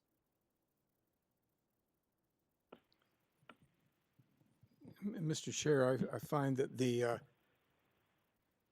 0.23 meter west side lot line proposed is not minor and does create maintenance issues. Notwithstanding the fact that the garage has a back door in it, that it still has a side wall that's adjacent to the neighboring property. So I find that in sum total, the application does not meet the 4 tests under the Planning Act, and I move for refusal. We have a motion from Mr. Taylor to refuse the application completely. Someone to second that motion? Mr. Palmer seconds. All those in favor? That motion carries. Sir, your application has been refused. Thank you very much, sir. Okay, we're on item number 18, 75 Coney Road. I have one person registered to speak. That is Deborah Apollinaro. Are you there? Yes, I am. Yes, madam. Can I get your full name and address, please? Yes, it's Deborah Apollinaro, and the address is 75 Coney Road, Etobicoke. Okay, thank you very much, madam. We have the one variance before us. Pretty clear what you're asking for. I'm just going to ask the committee if it has any questions or comments. And madam, I just wanted to ask, is there any, I also note that there are no staff comments or conditions attached to this file. I just wanted to ask, is there anything that you'd like to add or tell the committee that isn't contained in the material the committee has before it this morning? I think the only thing that I would like to add, it is in the material, but it's not jumping out at anybody, is that if I were to draw your attention to document A03,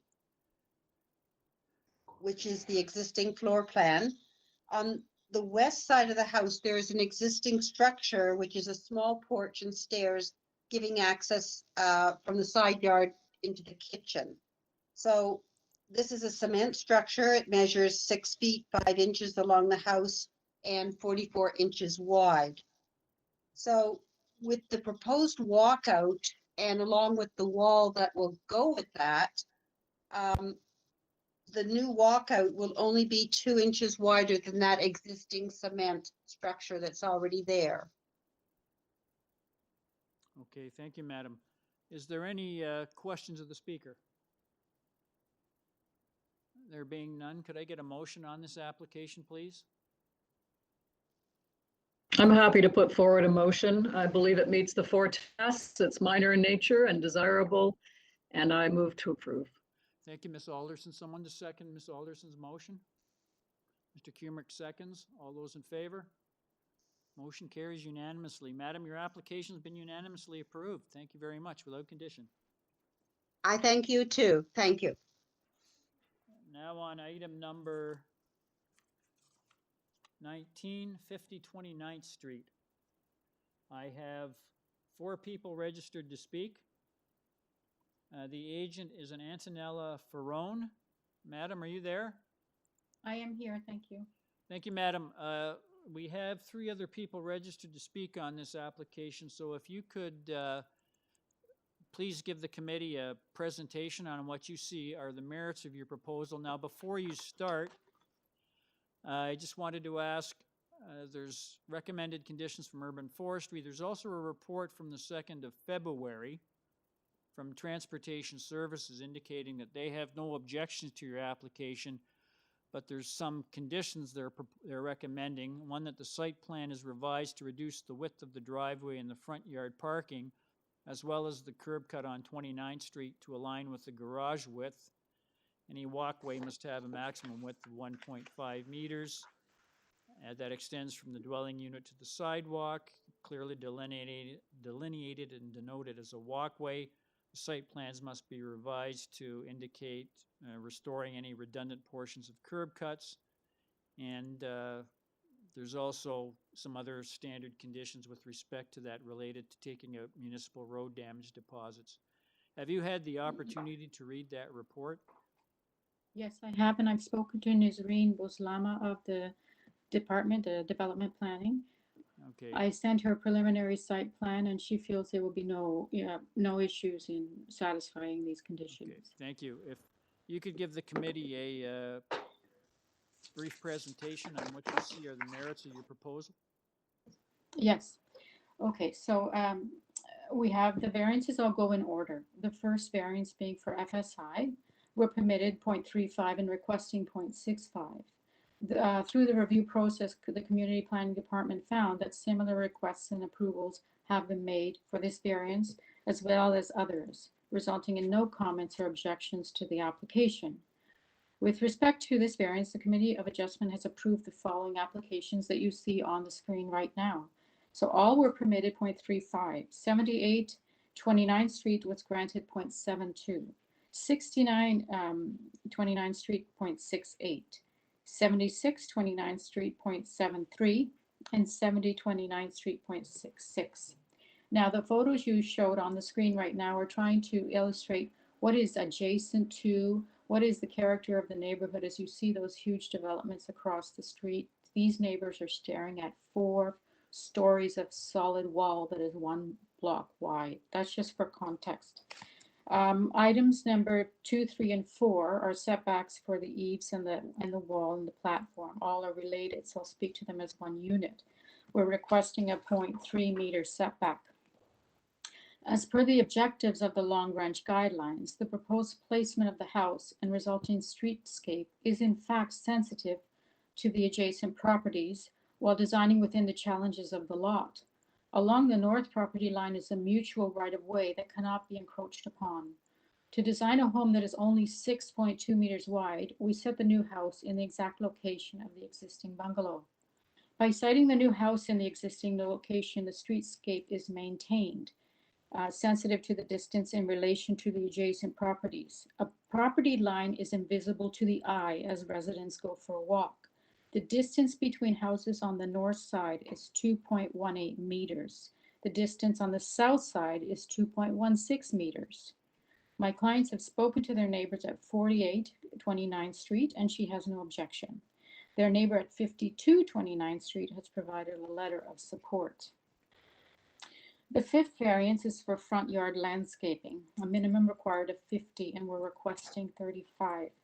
This is a technical variance, and having read the concerns from the Long Branch Association, I believe there may have been a misunderstanding as to what is considered the driveway.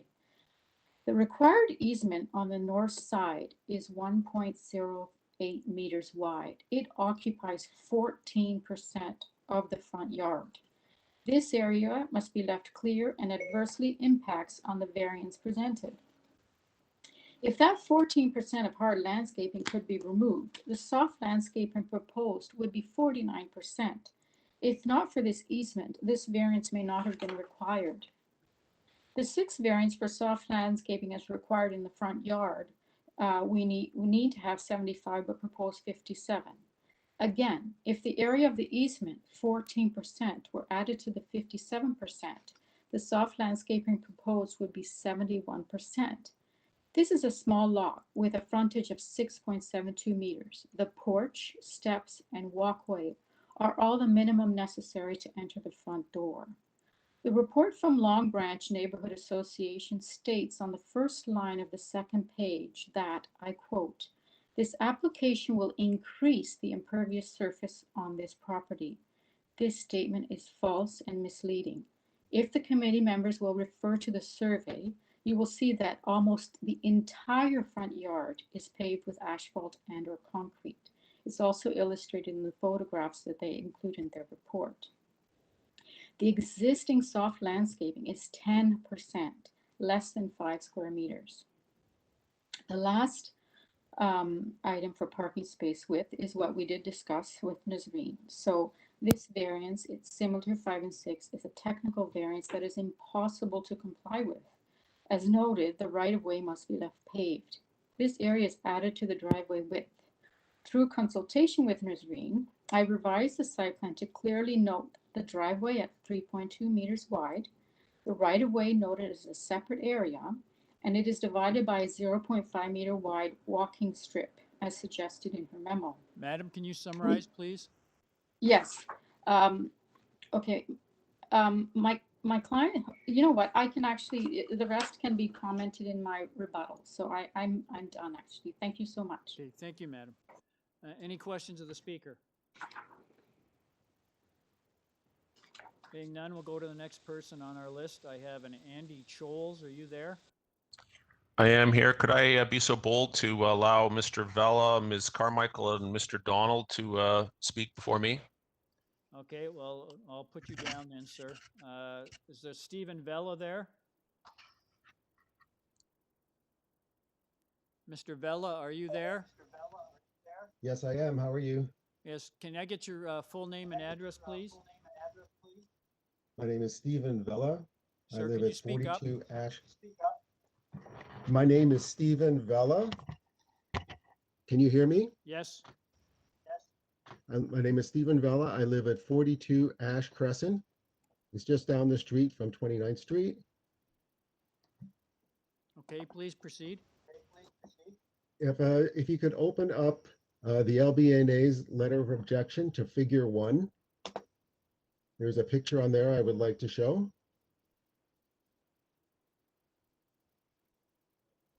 It's dated February 3rd, and it's 0.94 megs.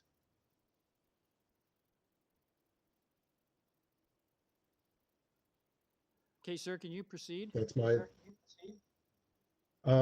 I'd just like to, if you could open up the LBNA's letters to show the tree. Yeah, that. If you could just make that bigger, please, that would be great. So my family and I live on a well-maintained 100-year-old home since 2002, and before that in Alder Crescent, also in Long Branch. And we are fortunate to have a heritage tree that's over 1 meter in diameter in our backyard. We object to a development that does not protect the bylaw-protected, beautiful, healthy linden tree. Every tree counts, and in order to reach the city's goal of a 40% tree canopy, every tree must be saved. If there is a will to protect the tree, then the tree can be protected. If there is no will, then it is impossible to do so. And it is a beautiful, healthy tree. You can see from the picture, it's one of the most beautiful trees on the street. The applicant's documentation is insufficient and confusing. There is no arborist report. This bylaw protected tree requires a tree protection zone. There's none documented. And there is no mention of the tree in the public hearing notice and no request for injury. But in fact, in the rationale that they've supplied for the performance standard checklist, in section 3.5.2, where their variance request is for front yard landscaping, and their rationale for non-compliance is the mature tree provides a sense of enclosure. The required driveway width makes it impossible to comply. Now, they say it's impossible to protect the tree because the driveway size is required. Well, it's not required. It's how it was designed. If there is a will to protect the tree, then there is a way to be successful in protecting that tree. Also, in the same document, 3.6.1, it says that there is no trees are proposed for removal. So those two comments seem contradictory to me. They say that no trees will be removed, then the tree protection plan has to be in place. The committee must defer this application until the applicant revises their plans to protect the linden tree and submit a tree protection plan that ensures that this tree is not injured and thrives long-term. If not defer, then we request that this application be refused. Thank you. Thank you, sir.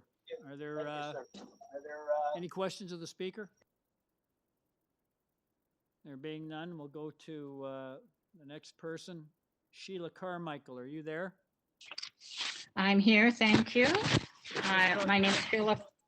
Yes, Ms. Sorry? Carmichael, can you give us your views on this application, please? Okay, and I don't want to duplicate what Mr. Vella has said, so I will just slice away all that stuff. At this point, I just think it's a good time to emphasize that the Committee of Adjustment is considered the de facto gatekeepers of the trees everywhere in Toronto. So we as local residents, we can try our best to monitor all the applications that are submitted to the city to ensure that yet more trees are not threatened, but we cannot do this alone. In submissions such as this one, we are powerless if we cannot count on the support of those tasked with being proactive for the protection of the trees. If this application were to be approved as submitted, it would put at risk a beautiful, protected, mature linden tree. And general information on a linden tree is that it has all the features of a good urban tree. It's symmetrical, relatively pest-free, and tolerant of most growing conditions, save for extreme drought and compaction. Currently, the tree is abutted on at least half of its circumference by a cement parking pad, and surprisingly, it seems to be doing well. But the compaction needed to install driveway access to the proposed new garage would be a threat to the survival of this currently healthy tree. Madam, So Madam. Yes, ma'am. Yes, sir. Are you fiddling with papers there? Oh, I'm so sorry. Yeah, can you Yes. please don't do that? We can't hear you. I'm so sorry. All right. We do not object to the owner's desire to renovate their home, but this application is asking for variances that are not minor in their impact on this protected street tree. We therefore ask the committee to defer this application to request that the applicant revise their plans to better protect the linden tree and submit a tree protection plan that ensures that this tree thrives long-term. Thank you. Any questions of the speaker? There being none, we'll go back to Andy Choles. Are you there? McDonald, present. Sir, can I get your full name and address, please? I just wanted to possibly go after Sandy McDonald, who Sandy Donald, who I think is already also online. Sorry, Mr. Choles, I only received correspondence from Mr. Donald to register for 2 applications in the afternoon. I double checked our general mailbox and can confirm that Sandy Donald only registered for 2 applications in the afternoon, not this one. Very good, thank you. Okay, sir, do you My want... name is Andy Choles. I live at 12 Jasmine Avenue, and I'm a member of the board of the Long Branch Neighborhood Association.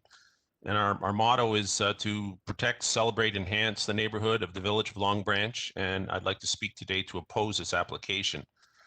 Looking at the variances, we have a variance of FSI 0.65, where 0.35 is permitted, and the 0.3 meter side yard setback, or 9 meters, is required. A bit of a theme here, I suppose, with all our presentations, that we're very concerned about that tree. The large FSI, because it's a 2-story home that will be constructed, less of an issue with a multi-unit building to the south, probably twice the height of the home to the north. Being too close to the lot line between the homes might cause privacy issues, but again, the multi-unit building beside it probably won't be much of an issue. But the main issue relates to that tree in front, that since the proposed building is being built on the footprint, at least in the front, excavation will likely not disturb any roots underneath, but there will be compaction with heavy machinery moving across to demolish and then rebuild the home. Using the Long Branch neighborhood character guidelines, several shortcomings are shown. The driveway in the garage, the high FSI in the garage crowds out the plantable space in the front of the home.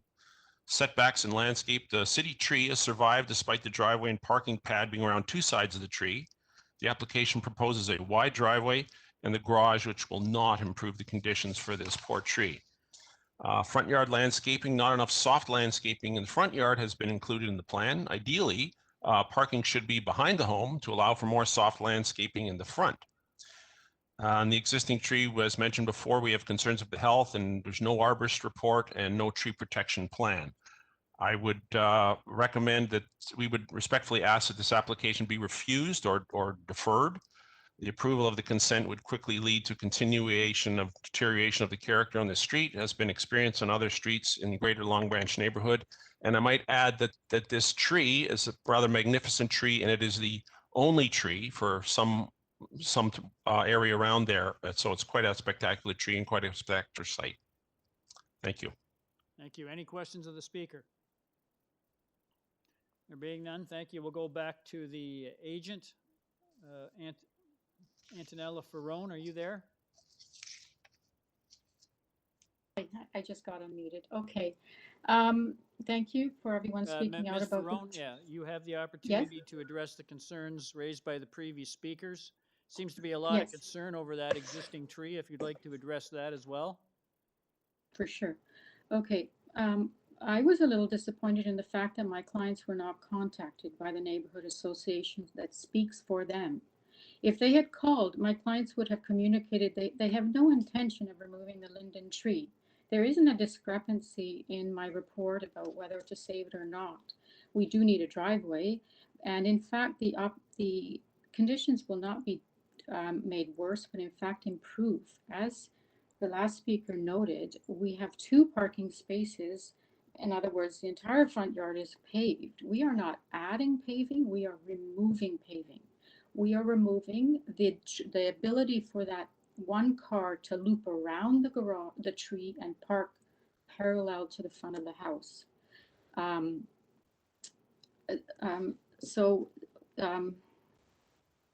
The tree has had a preliminary assessment from arborist Wesley Sutherland of Central Tree Care. He has noted that this linden tree appears healthy and is a species that is especially tolerant to construction activity. I trust that an arborist with urban forestry has visited the site and noted the request for an application to injure in the report in their memo. Unlike other items on the agenda, they do not request a deferral or a refusal of this application.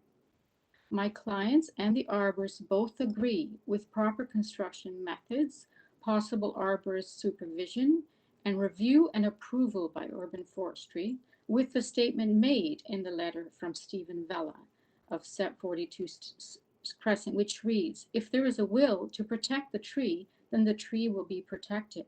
The will is there, and the process is there. The protections of the tree are there through the urban forestry process, and all of the requests that they are asking for today will have to happen through the urban forestry condition.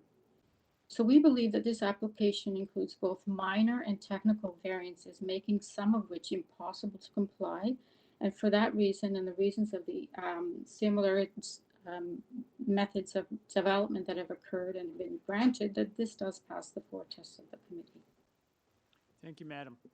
Any questions of the speaker? Mr. Kumerick? Just, I'm looking at a Google Street View of the current situation where you have the concrete parking pad located directly in front of your house, as you've indicated.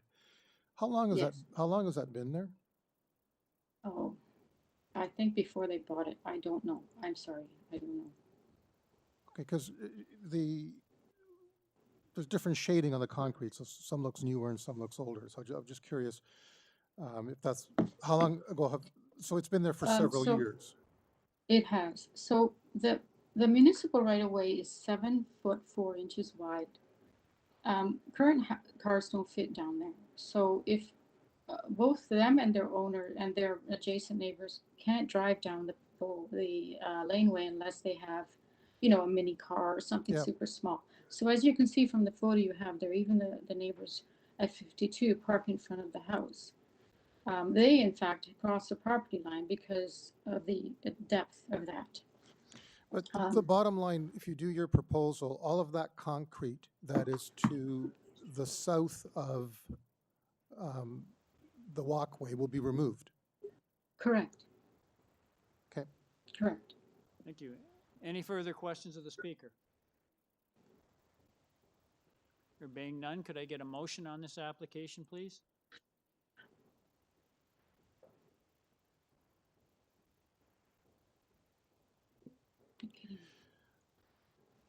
I'm very conscious of wanting to save that tree, as I think everyone is. And this is a situation where it's the rock and the hard place. I mean, there's no ideal situation, but I do believe that by going forward with this application, the situation for the tree will in fact improve because there will be soft landscaping that will add to the tree itself. The key here, though, is to ensure that it is protected and well protected through the construction process. And that's something we have to rely on forestry to enforce and to look after. And that's why they're asking for the conditions that they're asking for. So based on that, I believe the application does meet the 4 tests. And on that basis, I would like to move approval subject to forestry conditions 1 and 2 and subject to the various transportation conditions. Thank you, Mr. Kumrick. Someone to second that motion? Ms. Alderson I'd be happy to seconds. second that motion. Ms. Alderson seconds. All those in favor? That motion carries unanimously. Madam, your application has been unanimously approved, subject to urban forestry and transportation services conditions. Okay, we are Thank you now very on much. items number 20A and B, 1738, 1744 Wilson Avenue, which, Mr. Carvalino, I guess we can deal with those together? Yes, Mr. Chair, and there are some correspondence that were submitted in your additional materials package. I believe that the applicant will be asking for a deferral. Yeah, that's what I understand. I'll just ask, I have only one person registered to speak, a Jane McFarlane. Are you there? I am, sir. Yes, Ms. McFarlane. Can I get your full name and address, please? Jane McFarlane, planner with WESTON Consulting, 268 Berkeley Street, Toronto. Okay, thank you, madam. I just wanted to ask, you probably know this, there are, on both these applications, there are transportation services reports from dated the 2nd of February recommending deferral to correct deficiencies they've identified. The TRCA is recommending refusal, and city planning is indicating that you would like to request a deferral in order to discuss some of these outstanding items. Am I correct? Will you be requesting That's correct, a sir. deferral? That's correct. Okay, on both these items, 20A and Yes, 20B? sir.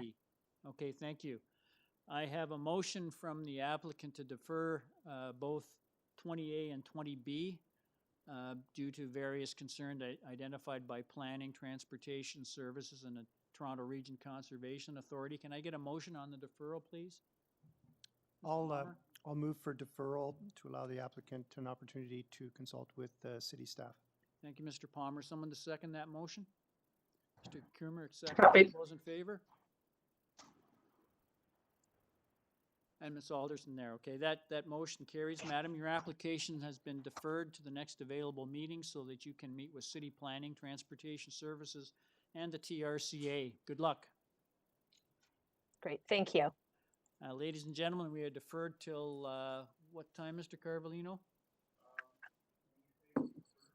Okay, we'll reconvene at 1:30. Thank you very much.